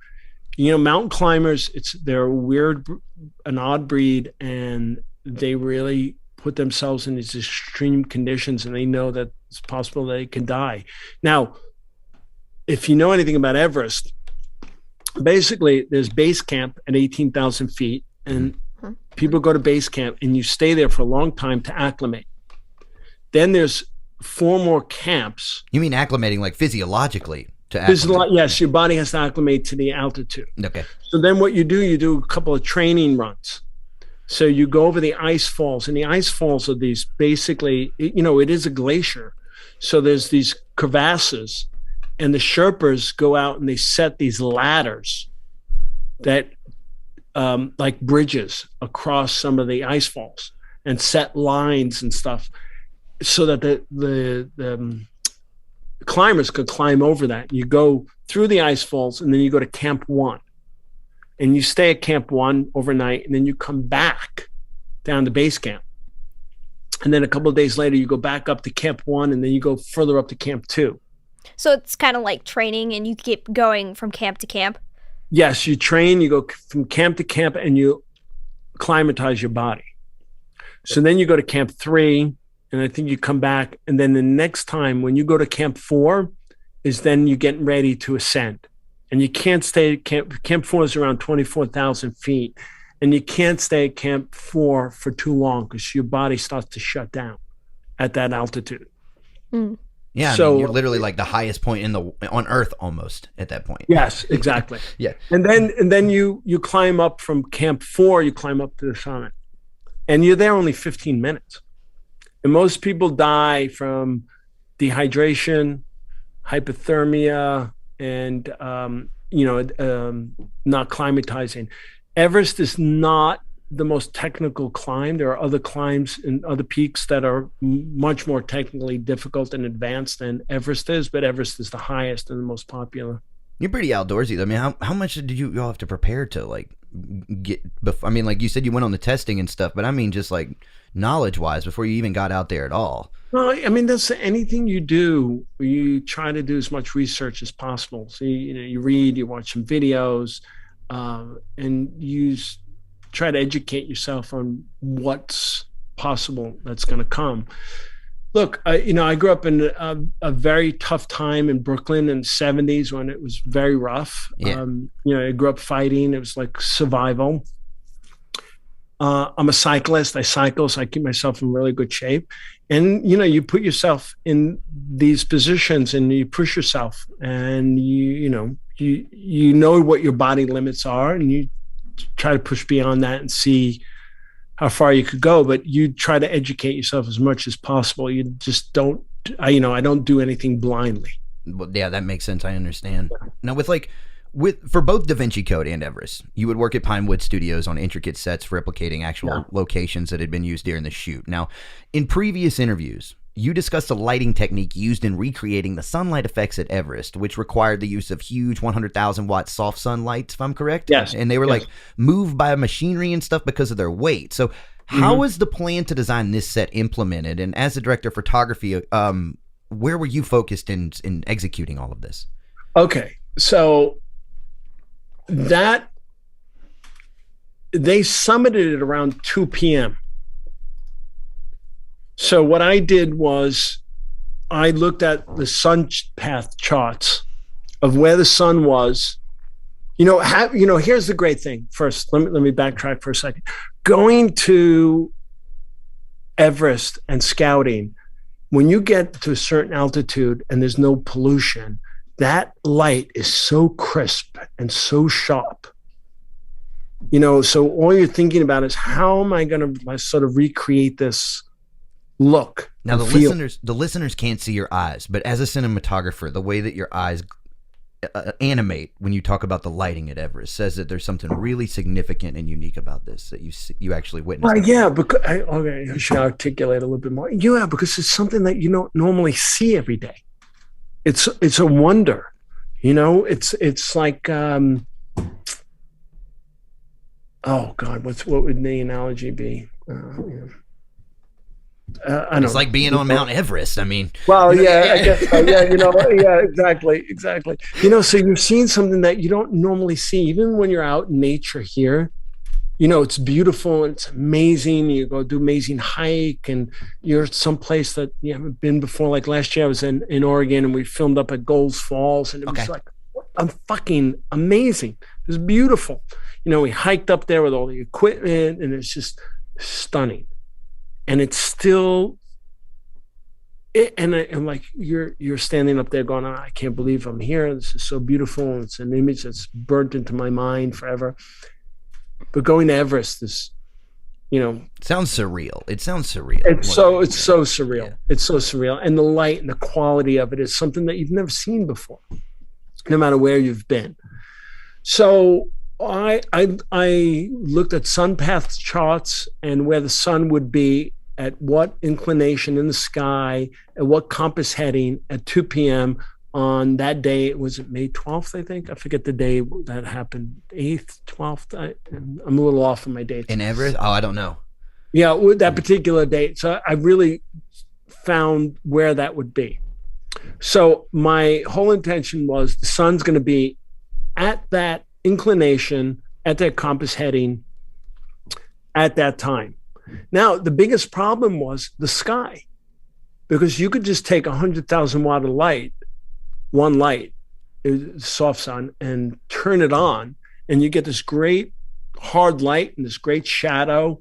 But the sky itself, the world, has a lot of ambient light. So I needed to create this ambient light as well. And then I had to have the sun sort of overpower it and create that same feeling.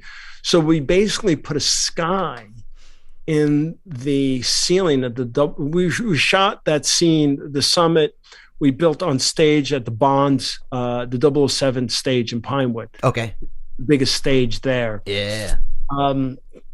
So I created this big soft silk with 500 flow bank lights. Jesus fuck. In the ceiling to create the sky. And then we lit it, and we had done some tests and felt very confident that we were going to be able to achieve the look and close to the reality of what it felt like when I was there. It's not exactly what it's like, but I think it gave a good portrayal of what it could feel like. What about like the Vatican recreations with Da Vinci? Oh God, talk about fun. Talk about fun. They sounded stressful when I read about them, so I'm glad you're like, yeah, this shit was awesome. Talking about fun. That was okay. Again, you get to do research.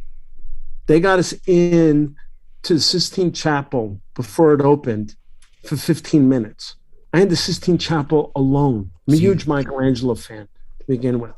I laid on the floor. You like that movie with Heston in them? What's Heston that he plays Michelangelo. Michelangelo. Yeah. Anyway, continue. Sorry. So I forgot about that film. I read that book too. Oh, all right, great one. Great. I forget the name of the book. It's driving me nuts now. Like I can't remember the name of it.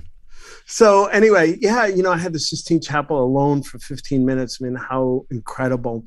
But the great thing about it is you see and understand where the light is coming from. And you then go back and look at all your art books and other art books and paintings. And it was great because Adam Cameron, the production designer, recreated the Sistine Chapel and the Sala Reggio, which is the room leading up to it. And I got to really paint with light. I really referenced these paintings, these Renaissance paintings. And I'll never forget, it was 2008, and we used 20K beam projectors. They were fairly new at the time. All right. And I had every single one in Hollywood. There was only like 12 of them, I think, at the time. And Ben Saracen was doing Transformers with Michael Bay, and he called over and he's like, "Hey, is any of those 20Ks beam projectors can you spare?" We sent 2 over to him. Yeah. But those lights, I did a bunch of tests, and I realized that those lights were going to give me that look that I was trying to create and paint with. And it was, a different approach. And I've always wanted to do that in a film, but I never had the right film to be able to create that kind of look. And I don't like projects based on what I want to do and what I like. I try to light scenes that are going to help tell a story and that are not going to take away from the story. Because if you light something really beautiful, but it's really distracting from the story, then I'm not doing my job right. My job is to help that director visually tell their story. You needed to work without the excess, is basically what you're saying. Yeah, and so this particular project called for that kind of lighting to help tell that story. And so I was lucky and fortunate enough to have this project that I was able to do that at one time. So I did it. Well, not to be esoteric, but it sounds like, all right, so what it sounds like you're trying to say to me is like you're understanding the light the same way that someone like Michelangelo probably would have at the time that he was painting, or being able to utilize that, like without the camera even itself, like just seeing it, seeing how it's projected onto certain things and its potential within that environment. Am I following you, or am I off in left field? No, absolutely. So if you're telling a story, I think it's our responsibility as a cinematographer to help tell that story visually that makes the audience move with the story and not to take them away from it. Think about it when you watch a film and you just go, and you walk away from the film and go, that was really beautiful. And then somebody says to you, well, what was it about? I don't remember, but it was really beautiful. You know what? You've done a disservice as a cinematographer. How come? Because you're there to help tell that story, and now you've taken away from the story. Oh, so there's like you're saying there's like being like a modesty to this almost, or like being humble. Well, yeah. All right. Like if I want to create something that's a visual creation that is just meant to be a visual thing for you to look at and say it's really beautiful. Yeah. Then I need to take a photograph myself, or I need to create a painting of my own idea and vision and present that to you and have you accept it for what it is. But for me to be involved in a story that a director is trying to tell, I can't take away that story. I'm there to help tell that story and to take you, the audience member, on that journey to absorb and be part of that story. So if you walk away and go, that was really beautiful, but I had no idea what it was about, it's done a disservice. It's actually worked against it. It's not, I always say to a director, I'm like, you're the captain of the ship, I'm the first mate.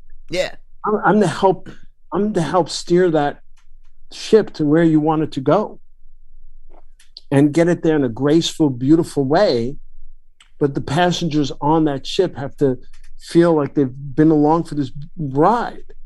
That's got to be critical to being a cinematographer, though, because like your ego can't get in the way, and then you naturally have to understand how to be able to get this fluidity and the synergy that's going to allow someone else's vision to almost take place. But that's like the interesting thing to me to try and understand about the vision. Yeah, that's what I mean. Like it's someone else's. I don't own that story. I'm not the one that's directing that story. I'm there to help you do that. So you're taking the I story can't take and away showing. from that. Sorry? So you're taking the story and you're showing it. Yeah, visually, you're helping to tell it on a visual ride. Yeah. Of it, without distracting from what the meaning is in that film.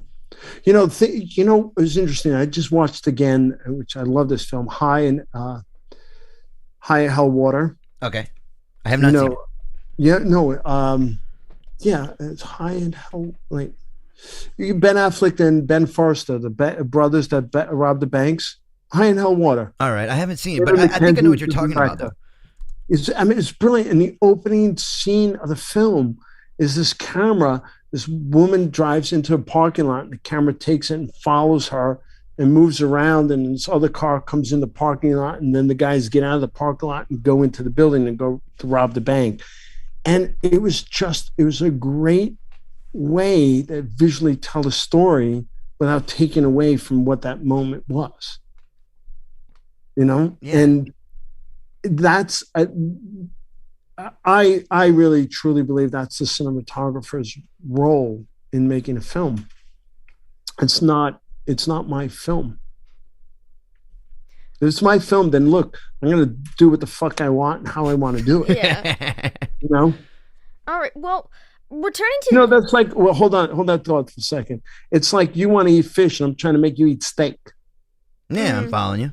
You're like, dude, I want fish. Fuck you, eat steak. It's like, no, I want fish. What if I get surf and turf? So I mean, well, then you eat both. Yeah. Right. But then I'm trying to make you eat the vegetables. Oh shit. But the point is like, it's your vision. It's what you want. Go ahead. What were you going to say? What I was going to say is, returning to the Da Vinci Code for a moment, does anything interesting factor into the Louvre's reasoning for not allowing you to light the Mona Lisa? Well, more specifically, what sort of dangers would have been presented to the Mona Lisa by lighting it on set? Here's the thing, and I really respected and trusted this. The paintings are very old and they're very sensitive to light. So the type of lights that we use, back then too, we were shooting film, so you're using a lot of wattage. There's a lot of heat that's created. There's UVs. They like Klieg lights? No, I didn't use Kliegs on that. We were pushing 18K HMIs through the windows of the Louvre, and then I was using some soft lights to augment some lighting on the set itself. So they're like, we don't want any of this light on the paintings. And, I really respect that. And you can't, this is the last thing in the world. Can you imagine damaging something like that because of what you're doing? No, but someone tried to cream pie it like a month ago. I know. Yeah, thank God it's glass in front of it. Yeah. But how about, like, I'll never forget in the early 70s, I was a young kid, and there was some fucking idiot with a chisel and a hammer, and he chiseled, I think, the toe of the Pietra in St. Peter's. Oh, wow. Really? No. I don't know if you've ever seen that sculpture. It is amazing. Not in real life. No. Oh, God. It is real. It's marble that you think you're looking at two human beings, a mother and her son, her dead son. It's just stunning. And somebody took a damn chisel to that son. Yeah. Yeah. Man, that's terrible. Now, to me, you should be put in prison for the rest of your life for that. Oh shit! I mean, no iconoclasm in your world for sure. Yeah. I behave. No. So that was a big concern, and it's understandably so. So there was a lot of paintings we recreated, and we built part of the Louvre on stage at the Bond stage in London. And we had this great painter who copied a lot of the paintings, and we were able then to, light those differently if we needed to. Now, with Frost Nixon, again, a period piece, and we talked a little bit about it earlier. Now, I want to revisit some of the interview style shots, like particularly the ones you did with like Sam Rockwell and Oliver Platt, because they're so fucking like believable. Like I feel like you could like cut some of that movie up, put it on YouTube, show it to a 12-year-old, and they're like, that's reality. Mm-hmm. Now. As the director of photography, what is your communication like between, your set on set between your crew and the director that leads to like such a successful transformation on scenes like this in particular? Well, Ron right away was like, how are we going to make this interesting? These interviews, the story. And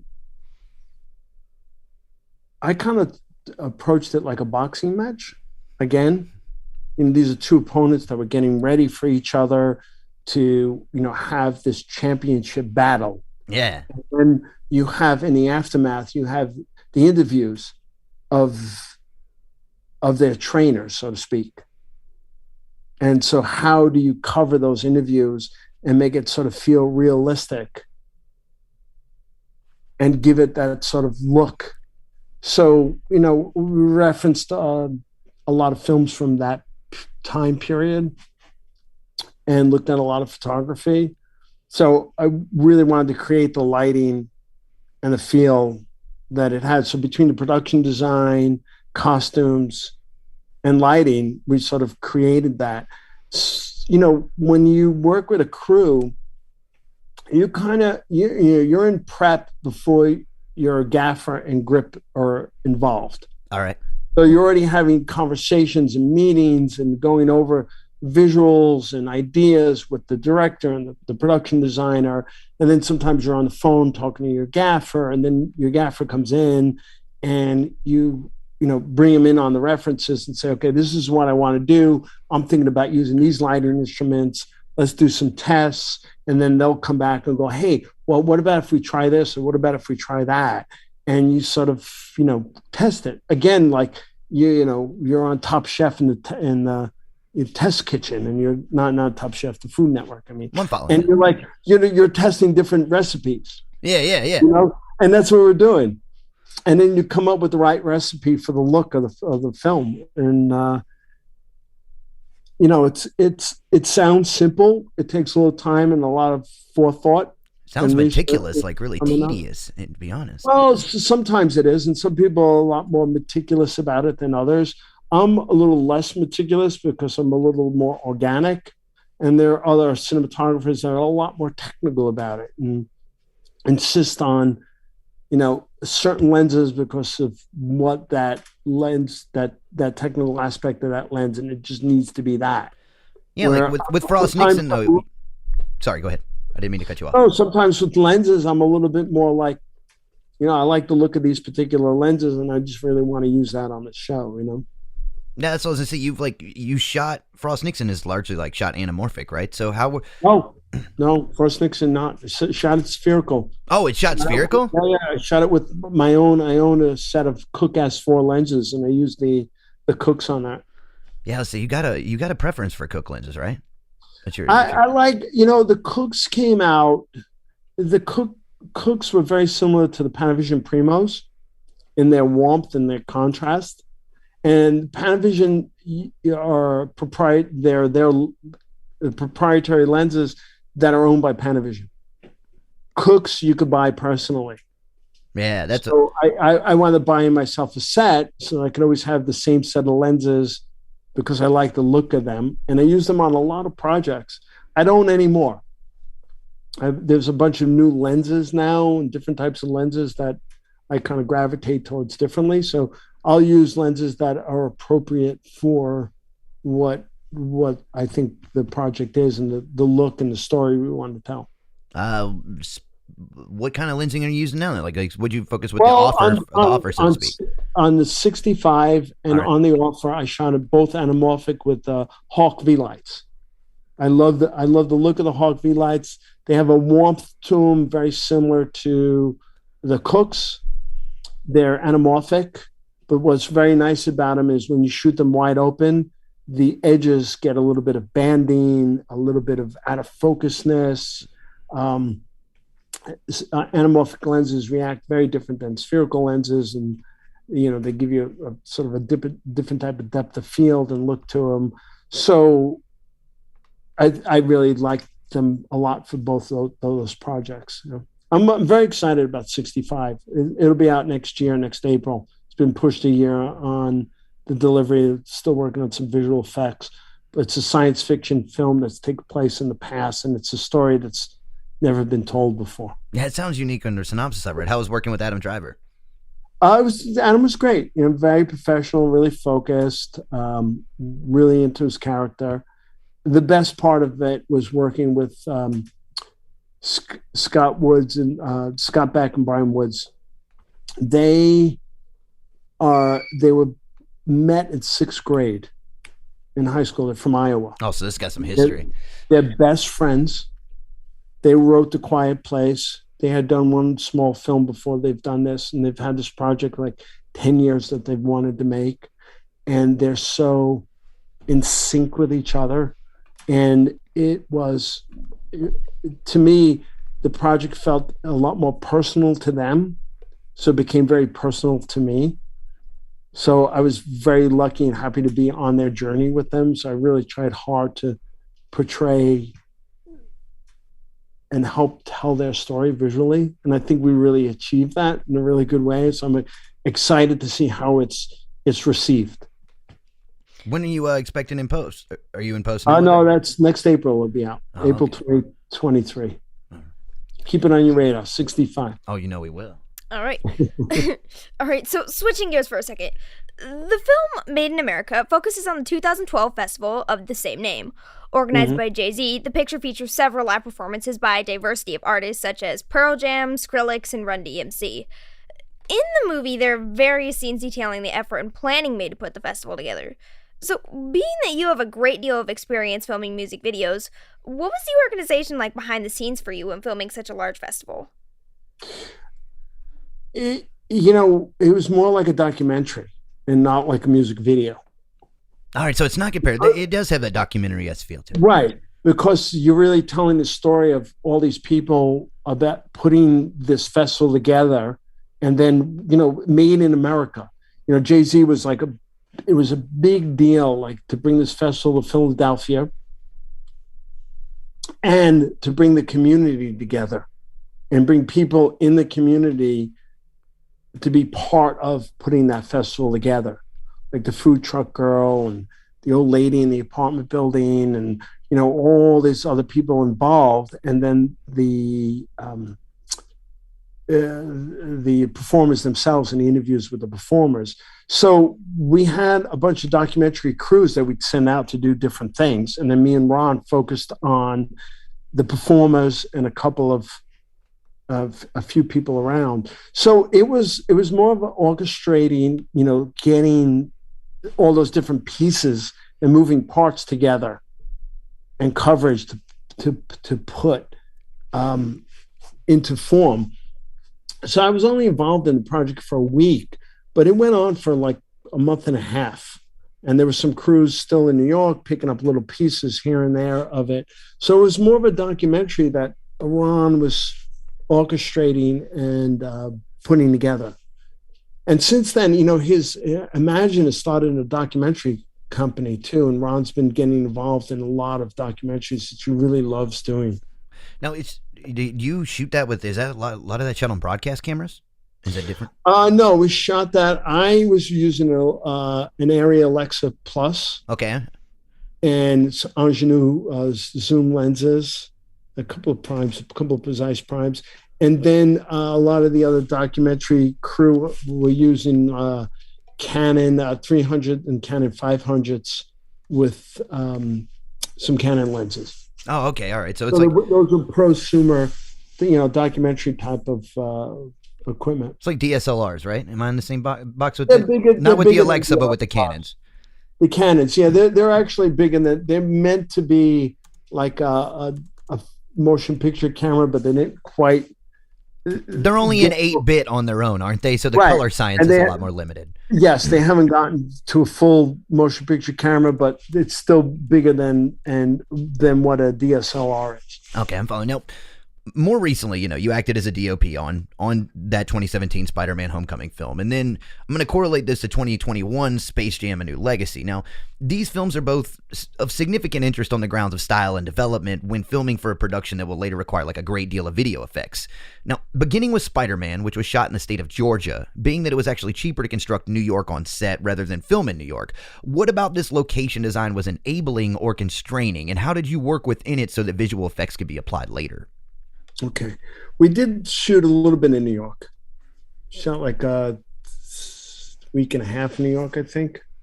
There were some very iconic locations we needed to shoot. And then we shot locations, we doubled for New York and Georgia. And it's always hard. It's always hard because I think sometimes the audience gets caught up in the story and they don't realize some of the little subtle differences.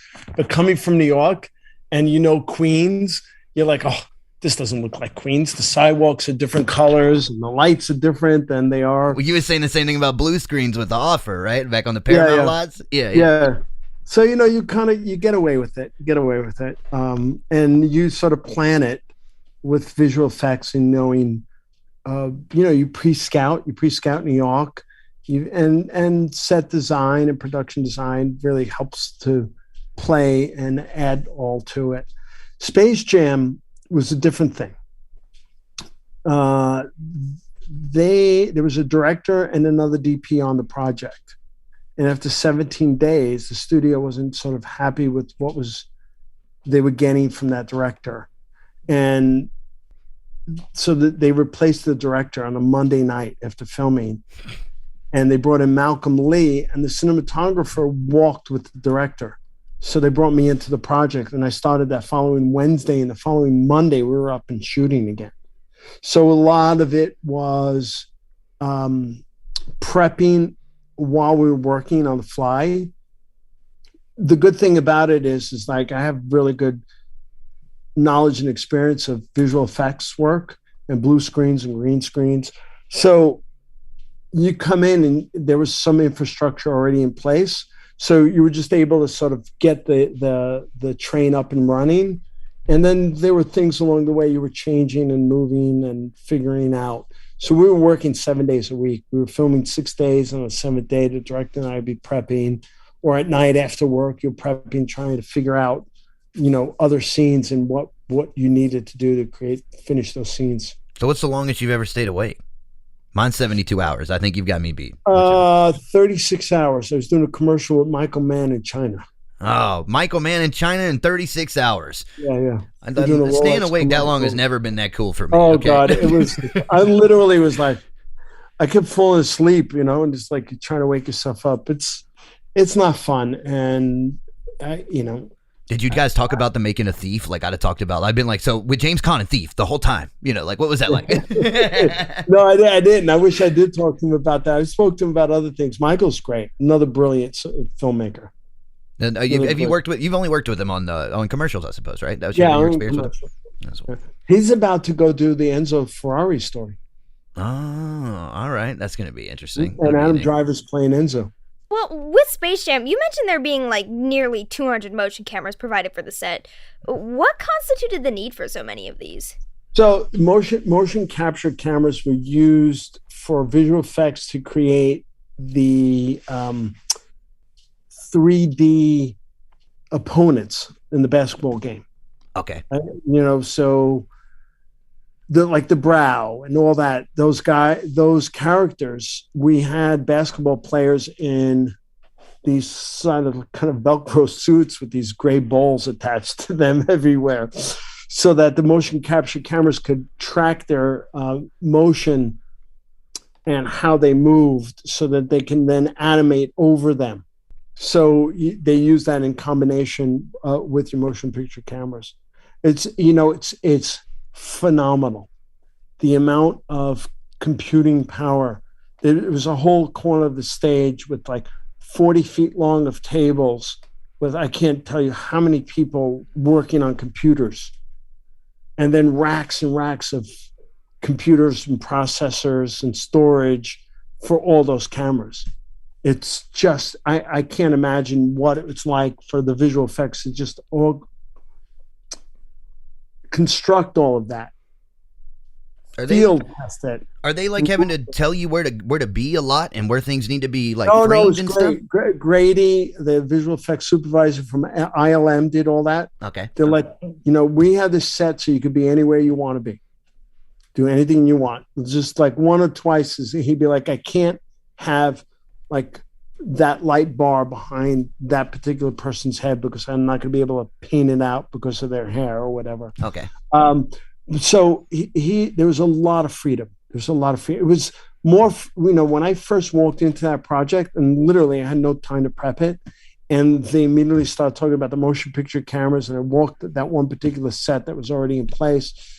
I was like, fuck, how are they going to do a lot of this visual effects work to this? Because it was really, they pushed it to a new level. Was it different as far as the visual effects on like dealing with Spider-Man? Like, I mean, much different. But how so? Just like if you could be brief. I mean, the motion picture cameras and all that motion picture technology, motion capture cameras and the motion capture technology that was used. We didn't have any of that in Spider-Man. Oh, okay. So it's come that far in just like five, 6 Yeah. years. Yeah. Oh God, it's every 6 months it's changing. When with Homecoming, wasn't there like somebody like the producer, somebody originally didn't want to use the visual effects artist that they had, and then they were wowed by it later on. They kind of liked what they had seen really? in some of the dailies. I'd read this, but I don't know. Maybe it's possible. I wasn't aware of that on set, but there's a lot of stuff that happens behind closed doors you don't know about. That makes sense. Yeah. All right. So, financial success aside, some of the movies you filmed, such as Everest, Frost Nixon, Angels and Demons, and Spider-Man: Homecoming, have seen an immense level of positive reception. Others, such as Space Jam: A New Legacy or The Da Vinci Code, have either received mixed reviews or negative criticism. As the cinematographer, this criticism is also not directed at you nearly as much as it is the actors and the director. But still, how do you typically feel about these reviews, and where do you find them constructive versus excessive or unnecessary? Oof, that's loaded. All right, well, with Da Vinci Code, right? Remember, like there was a lot of like mixed criticism that came out about that. And Ron's response to it was he took a lot of that feedback and processed it for a while. Mm-hmm. And then earlier you said that he likes to kind of process things in their totality and decides whether or not he's ready to hear that criticism. So, how did that factor in when you go to approach Angels and Demons, which was reviewed in a more positive light, so to speak? Well, I think there was two things that happened there, and I'll answer that. I'll answer your question. Dan Brown on all of them had more final say on the script, and he was a lot more adamant about trying to keep it closer to the book. Now, when you read a book, books are great; they're wonderful. But now you're trying to take that book and put it into 2 hours. It's a lot of information you're trying to tell, and a lot of that criticism was that it felt long, it felt dragged out, it felt like it had two endings. So when we got to Angels and Demons, it was like, okay, Dan was a little bit more relaxed about transforming the book and helping to put it in that 2 hour time frame, so to help it move along a little bit quicker. It's really hard when sometimes critics are cynical. Yeah, the Pauline Kaels of the world. And sometimes rightfully so, but many times not. And it's really hard when they take apart an actor or director and they don't know what that person went through to put themselves forward. And that's really sort of hard and sort of disheartening sometimes to hear about. I really don't read reviews because it's sad, because I think they really hurt the film industry, because some people will not go see a film because of the reviews it got, and it could be a really good film. Yeah, and particularly in today's world, or can entertain somebody or speak to somebody in a different way than the way the critic viewed it. So I take the critics with a grain of salt, and they're probably going to come at me now for saying this. They're doing their job.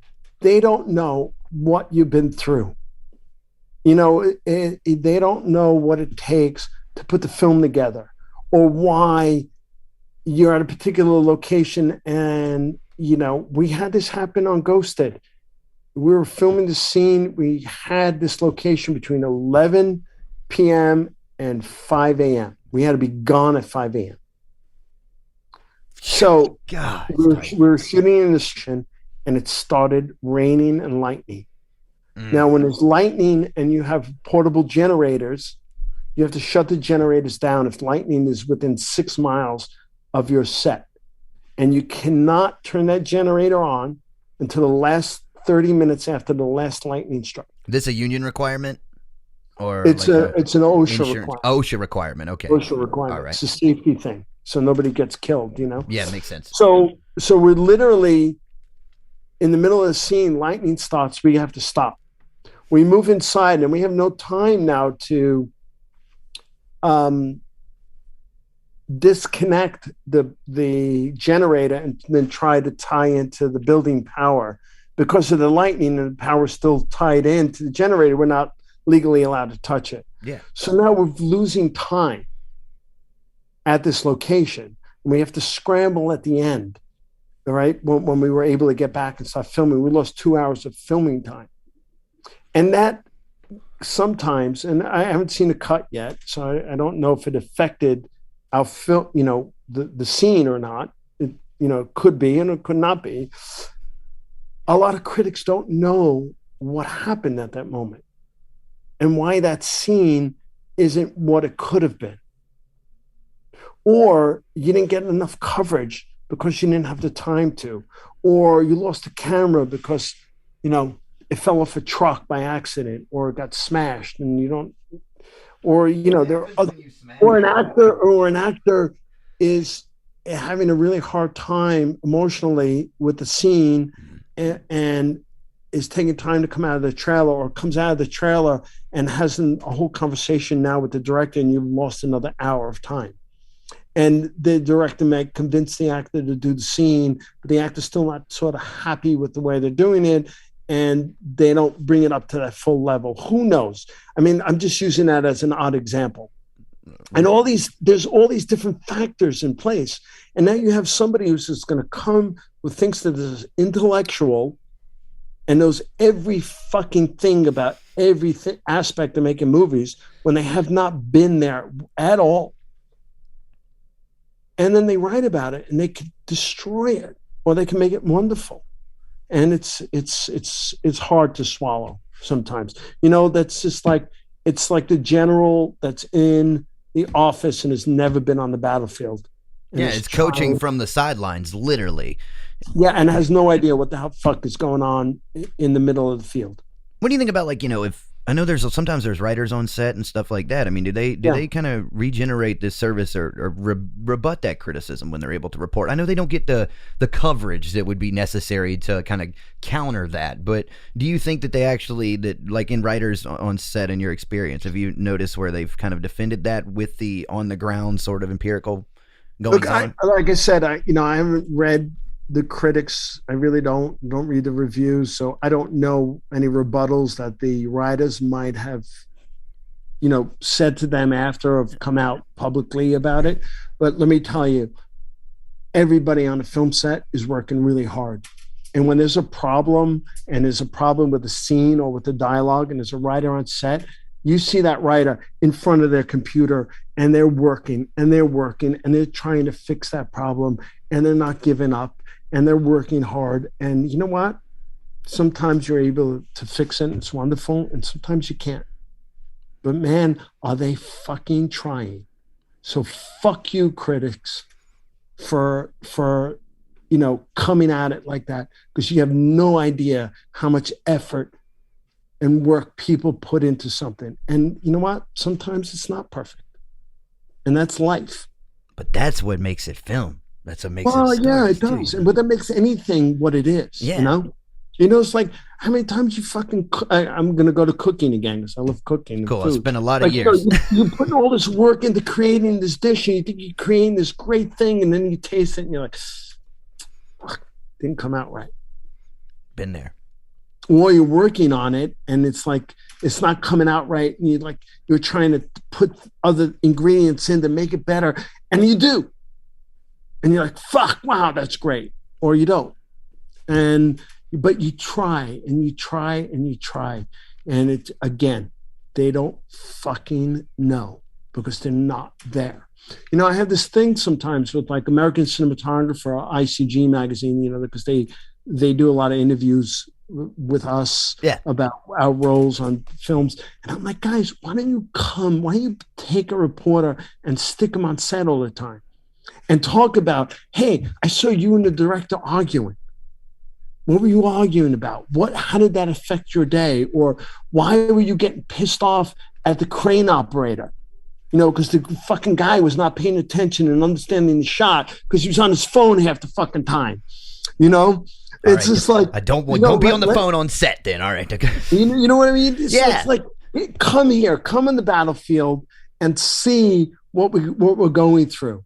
and then approach it, what you're going to write about, with that in mind, or question it.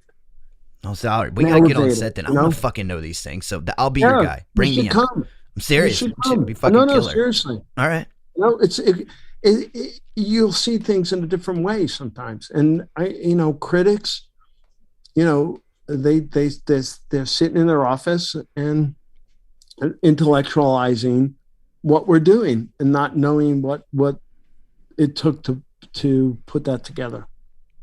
All right, so back to the offer. What are the challenges of working with multiple directors on a television show? Are we revving you up now? Was this I said we're not revving you up now. No. No, I was thinking, no. Okay. Look, I liked working with multiple directors because you work with different people. The problem I had with it was I didn't have enough time prepping with those directors because I was filming the other episodes. Right. Normally what they do on a TV series is they'll have two DPs. So one DP will be filming the episodes while the other DP is working and prepping with the directors for the next episode. So it was a lot of motion that was already in place. And then, trying to communicate and prep with the director after hours and off days. So it made it harder, and it wasn't fair to some of those directors. I think it worked out really well because when Adam Arkin, he came on, he really loved what we were doing, and he liked how he could come up with an idea on the day, and I could really adapt and work with it. Colin Buxey was really pissed off at first, and rightfully so, that he didn't have much time with me, and it worked out really wonderful. It worked out, his episodes, he did 5 and 6, and I think they're great. Yeah. I think he was really happy with our relationship and how it worked out in the end. So those scenes around the table, those are the ones he directs. So you two are communicating on those scenes around the table. Where the actors are, where Coppola supposedly gets everyone together for dinner, and all the actors are together for dinner. Yeah, that dinner scene. Because that's a pretty intricate scene for such little communication between the two of you. Yeah, it is. And so one Saturday, the Saturday before we were filming, we went to the location, him and I, and we talked about it. It was an easy scene to light, so I didn't really need to think about that much. But he really wanted to sort of portray and have that scene evolve into the sort of the reality of how those characters the actors started embracing those characters. And it was, took a little time to figure out how we wanted to sort of tell that. But we had, we did spend some time before prepping that. And luckily so. I think that would have been a very hard scene to try to improvise and come up quickly on the day. Yeah, I could imagine so. We did a scene like that with Adam Arkin where we came up, he wanted to do this scene. There was a scene around a table with Ribisi and the mob guys, when Ribisi's like, look, he's a Pafaci, we're not trading baseball players here, et cetera, et cetera. And he wanted that to sort of, on the day, we were shooting we were all over the back lot that day, a different set, and we only had 2 hours when we got to that. And we really didn't have much time to talk and prep about it. And he's like, is there any way we could do a circle around this? You're just talking about floating around the camera, but like Reservoir Dogs. Floating the camera all around that table. Yeah. It's like, is there any way we could do that? And I was like, shit, the biggest problem with doing something like that is it takes a lot to choreograph, because you need that camera in place for the dialogue. Yeah, whoever's talking, you got to hit. Whoever's talking, you have to hit, and how you hit them. So we decided to put down a dance floor, which is, instead of using dolly track, because we couldn't get circle track that late in the day. And so we really need to rely on the dolly grip to be able to be very precise with moving that. And what we did was I used the Artemis program on my phone, and we did rehearsals at first. And at first we were having a little problem with where we needed to be. And we quickly figured out what those issues were, and we adjusted to them. And then we used the Artemis on our iPhones to actually plot out where the camera needed to be for that dialogue. Then we did, I think, just 2 rehearsals with the camera, and then we started filming, and it worked out great. Holy shit, that's incredible though. You're able to like really block it basically with phones and get it set up and go. Yeah. You know? Well, it's not just with phones. Well, I'm following you, but to me, I'm asking that because sorry to cut you off, but I'm asking because it's unique. Because like I've messed with like programs like Filmic Pro and stuff. You know, you don't have the full format, but I've never worked with the app that you're discussing, so it's interesting to me. It's called Artemis Pro, and what they did, which is actually great, they have every camera and every lens in every aspect ratio and this thing's like a fucking gold and resolution. So you go, okay, I'm shooting Sony Venice, I'm shooting 4K, I'm shooting Hawk V-Light anamorphics 2x, and you put it all in there, and it gives you that frame, that lens. So all of a sudden you pull up a 40 mil, it's exactly like the 40 mil Hawk V-Light on a Venice at 4K with a 2:3:5 aspect ratio. That has to save a fucking ton of money when you're looking at like testing stuff. Does it? It saves time. You're able to work quickly. You're not waiting for a lens and a finder and just trying to sort of work that out. And they're also very clumsy now, some of the finders, because of the large formats of 2K, 4K, 6K, or 8K. They're now having to get bigger finders to be able to deal with the lenses in that format size. So, being able to use the phone really quickly, or if you're what's great is when you're location scouting and you're on a location and you're just scouting, you're like, well, what's this going to look like? Going here, let me pull out my lens and my camera and my size and here's where we need to be. Oh, you know what? This stuff's in the way. Let's make sure we get this out of the way, or we need to do this because it's not going to quite work here, or this location's great for it or not like great for it. So it's become a really versatile tool. As much as I don't like sort of computer technology a lot with filmmaking, it's very helpful. It's very helpful. And I say that I don't like it, it's because I think a lot of people become lazy and they are always like, no, don't worry, we'll fix this later, we'll fix that later. And it's like, again, I want to go back to what I said earlier about scenic painters and trying to do that more in camera in that moment. What about with I haven't asked you much about Bird Box, but and I did watch it. I thought it was a really interesting film. I watched it like late at night too, so I like felt really like ugh afterward, because it's got that dark feeling to it. But you shit, what the hell was I gonna ask about it now? It was the question that I had.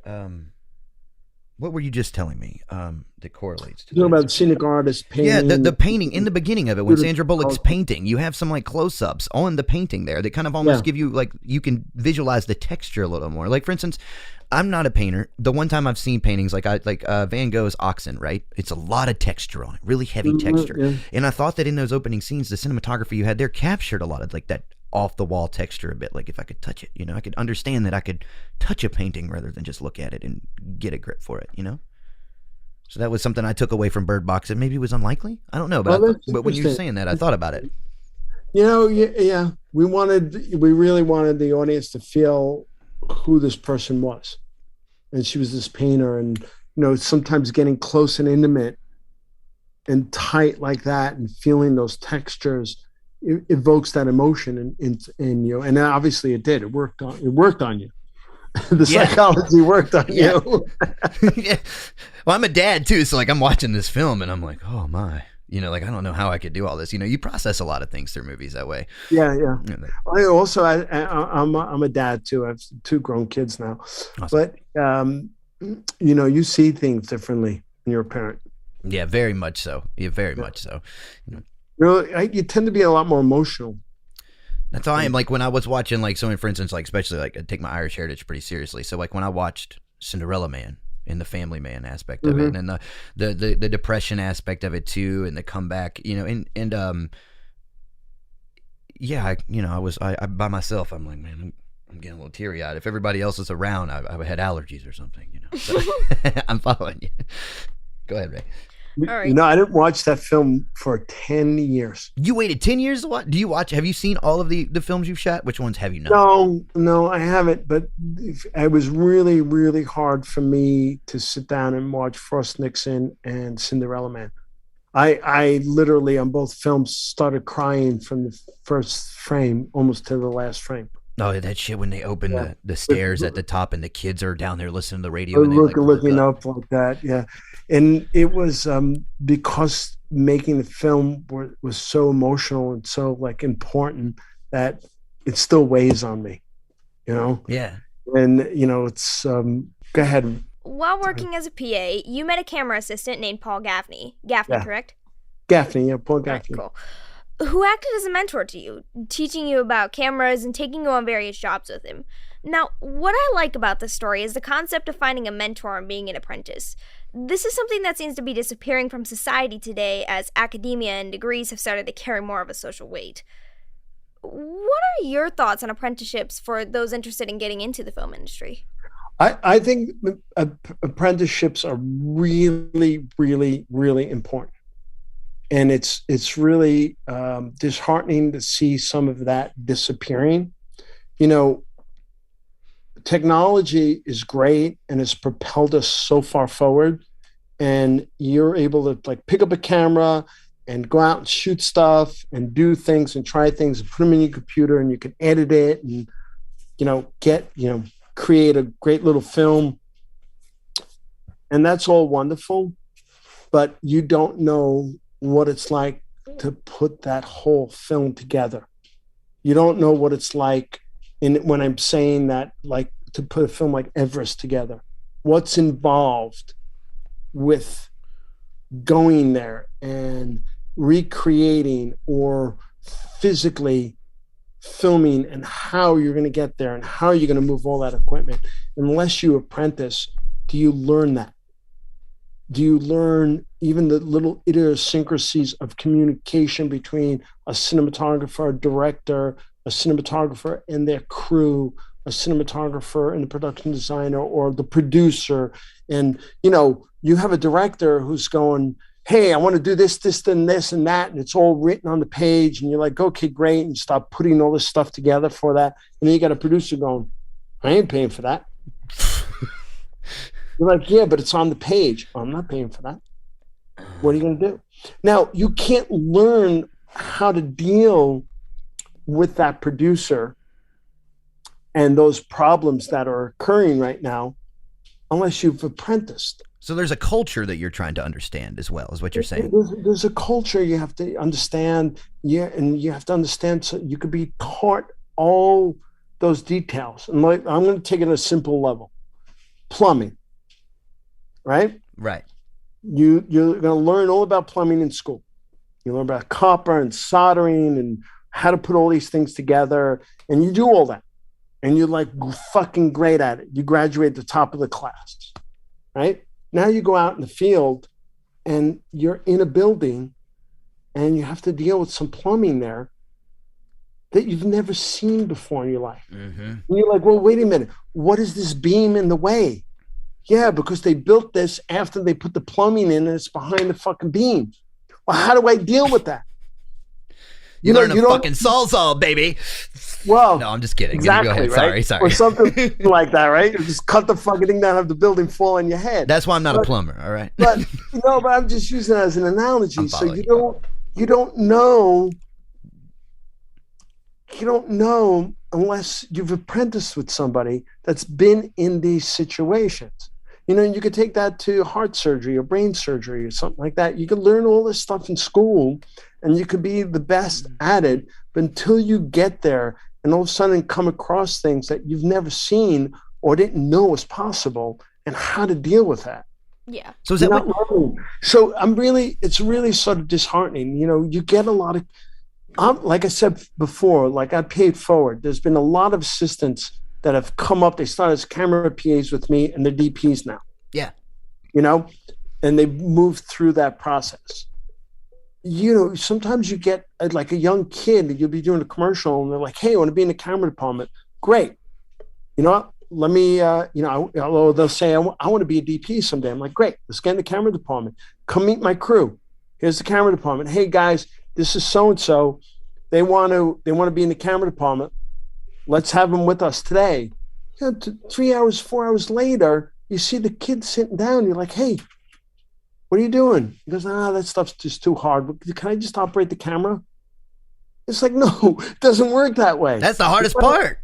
No, but you gotta learn how all those pieces get put together to understand how that engine's going to run.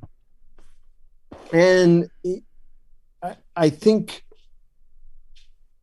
I think all this technology is great, and we have more access to knowledge than we've ever had before in our lives, and it's wonderful.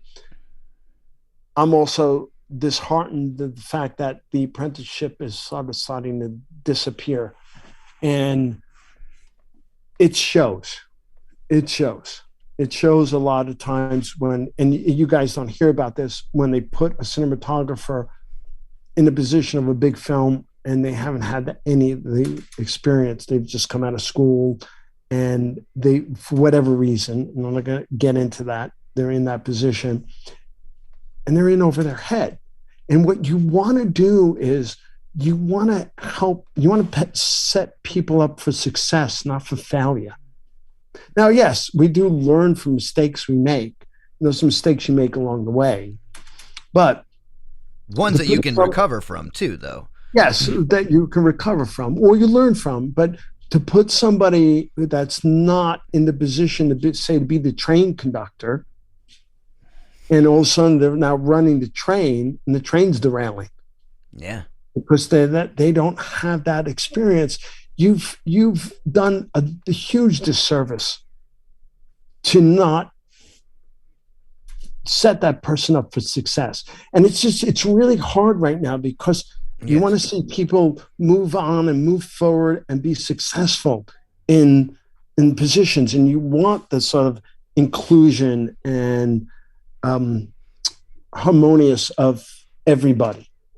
But you can't do that no matter who you are, unless you give them the tools and the skill and knowledge to be able to succeed in that.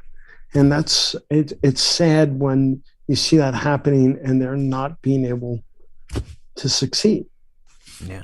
I mean, I'm sure as a cinematographer, you gave a lot of the cooking references, earlier, and it's kind of the same culture with culinary school and then going into the kitchen. That's sort of empirical on the ground, sort of in the pit model, versus getting a lot of it through the intelligence, of books and secondhand nature. And then when the two collide, I think what's interesting is if you see the two collide and someone's successful, then it can be really like a spontaneous generation of something that blossoms and allows opportunity. But if, like, for instance, I've worked with plenty of guys in the kitchen who had come out of like Johnson and Wales and stuff like that. And then I worked with a guy named Charles one time, and he said, look, Poxy, I passed all these tests, but when it comes to cooking, like the culture and the experience of it just doesn't sit with me the same, because he didn't like doing it. Now, I've been with people who like doing it and understood it in a very organic sense, and they love the hustle and bustle. You could work for 37 hours. They didn't care. They like,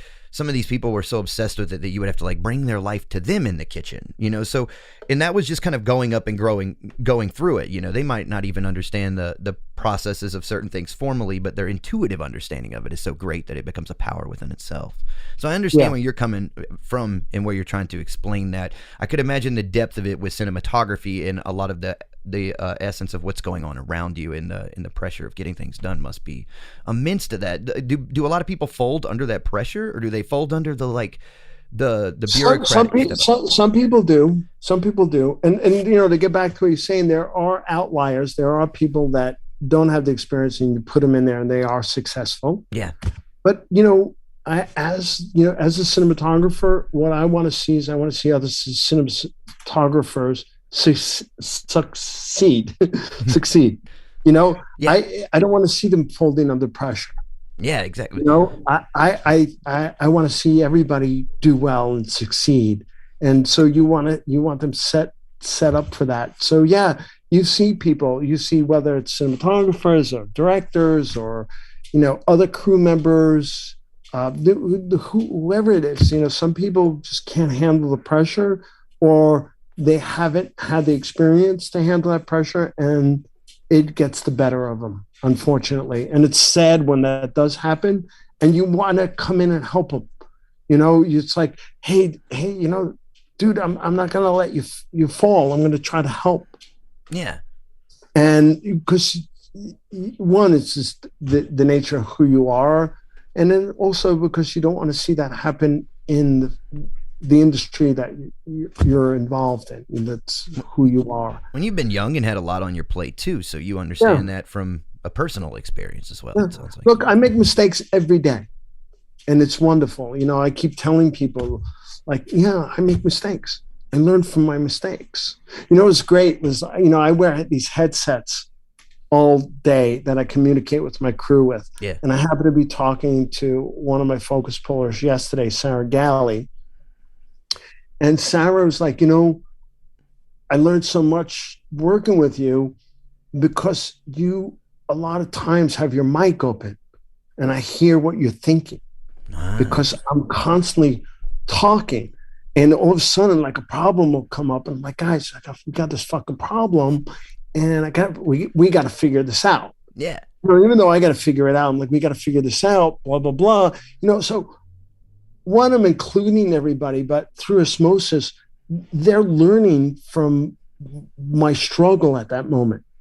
Yeah, you're not like the big cinematographer anymore. You're human with them now. You're saying, hey, well, I'm human. but it is. But I'm not the big cinematographer. We're all human. Yeah. We're all fucking human. Well, no, but I'm talking about from like their perspective. You know what I mean? Like how it changes for them. I hear what you're saying. But even to their perspective, we're all on the same playing field. That's the way I work with my crew. And we're really tight. Yeah. But they'll, I'll admit it. I'll be the first one to go, oh, fuck, I just made a mistake. I fucked that up.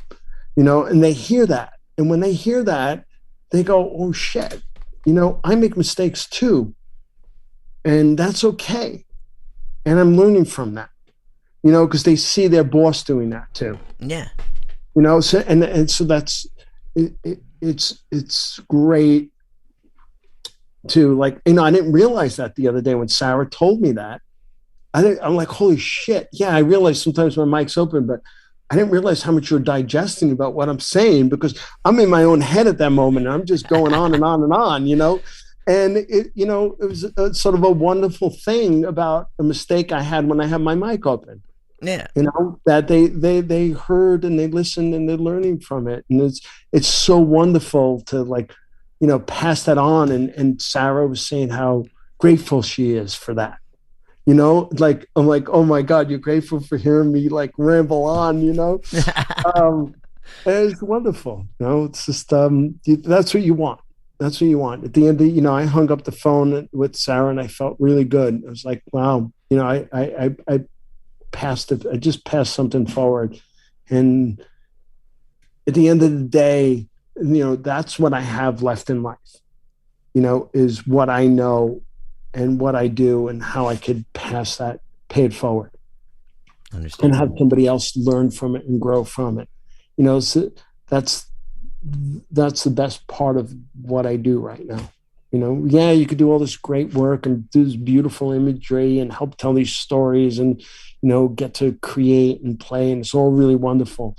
But really what's really meaningful at the end of the day, when somebody walks away and it's like, I really got something today and learned something today about myself through the osmosis of it, of what we just did. It's wonderful. It's really, it makes me happy. So they're teaching you about yourself as well. You're learning. Well, they teach me about myself, but they also learned about themselves. There's going both ways. Yeah, it's going both ways, and it's great. It's really, makes me think of Harris and. Who are we talking about that did Cool Hand Luke? You were telling me you used to call and shoot the shit with, and he would give you a lot of advice. What's his name? Oh, Conrad Hall. Yeah.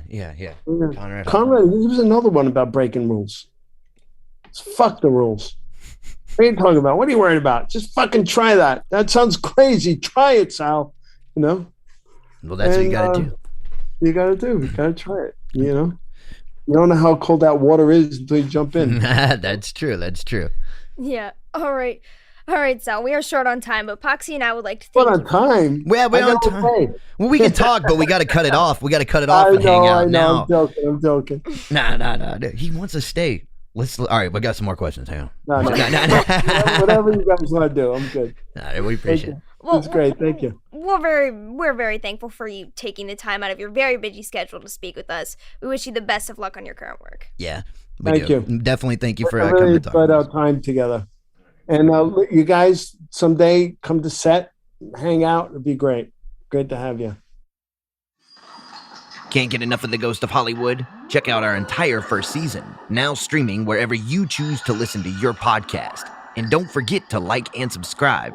While you're at it, check out our website at theghostofhollywood.com so that we can keep you up to date on all the latest with The Ghost of Hollywood.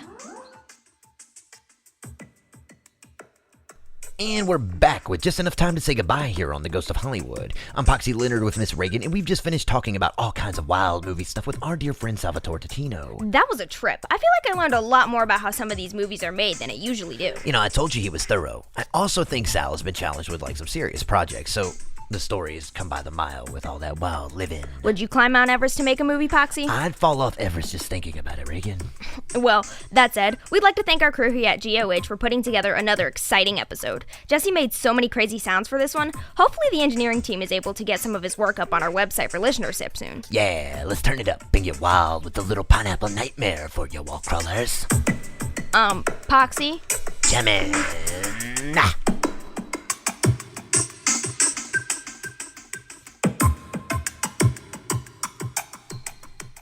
Man, come on. Well, that'll wrap things up here for tonight's episode of The Ghost of Hollywood. For more information on The Ghost of Hollywood, please visit theghostofhollywood.com. The Ghost of Hollywood is also streaming wherever you get your podcasts, so don't forget to listen, like, and subscribe as we continue to grow the show with each new episode. Again, a very special thanks to Sal Totino for joining us on the show tonight. For more information on Sal, please visit his website at salvatoretotino.com. All right, wall crawlers, that's all we wrote. So until next time, good morning and good night. You've been listening to another episode of The Ghost of Hollywood. The Ghost of Hollywood is directed by Zach Flannery. The show is authored by Chris Klon and Zach Flannery. Composition samples and score by Jesse Garcia in Pineapple Nightmare. Production management by Mary Flannery at the Electric Garden Company. And mastering by Grady Sizemore and Microphonic Meltdown in Portland, Oregon. For more information on The Ghost of Hollywood, please visit theghostofhollywood.com.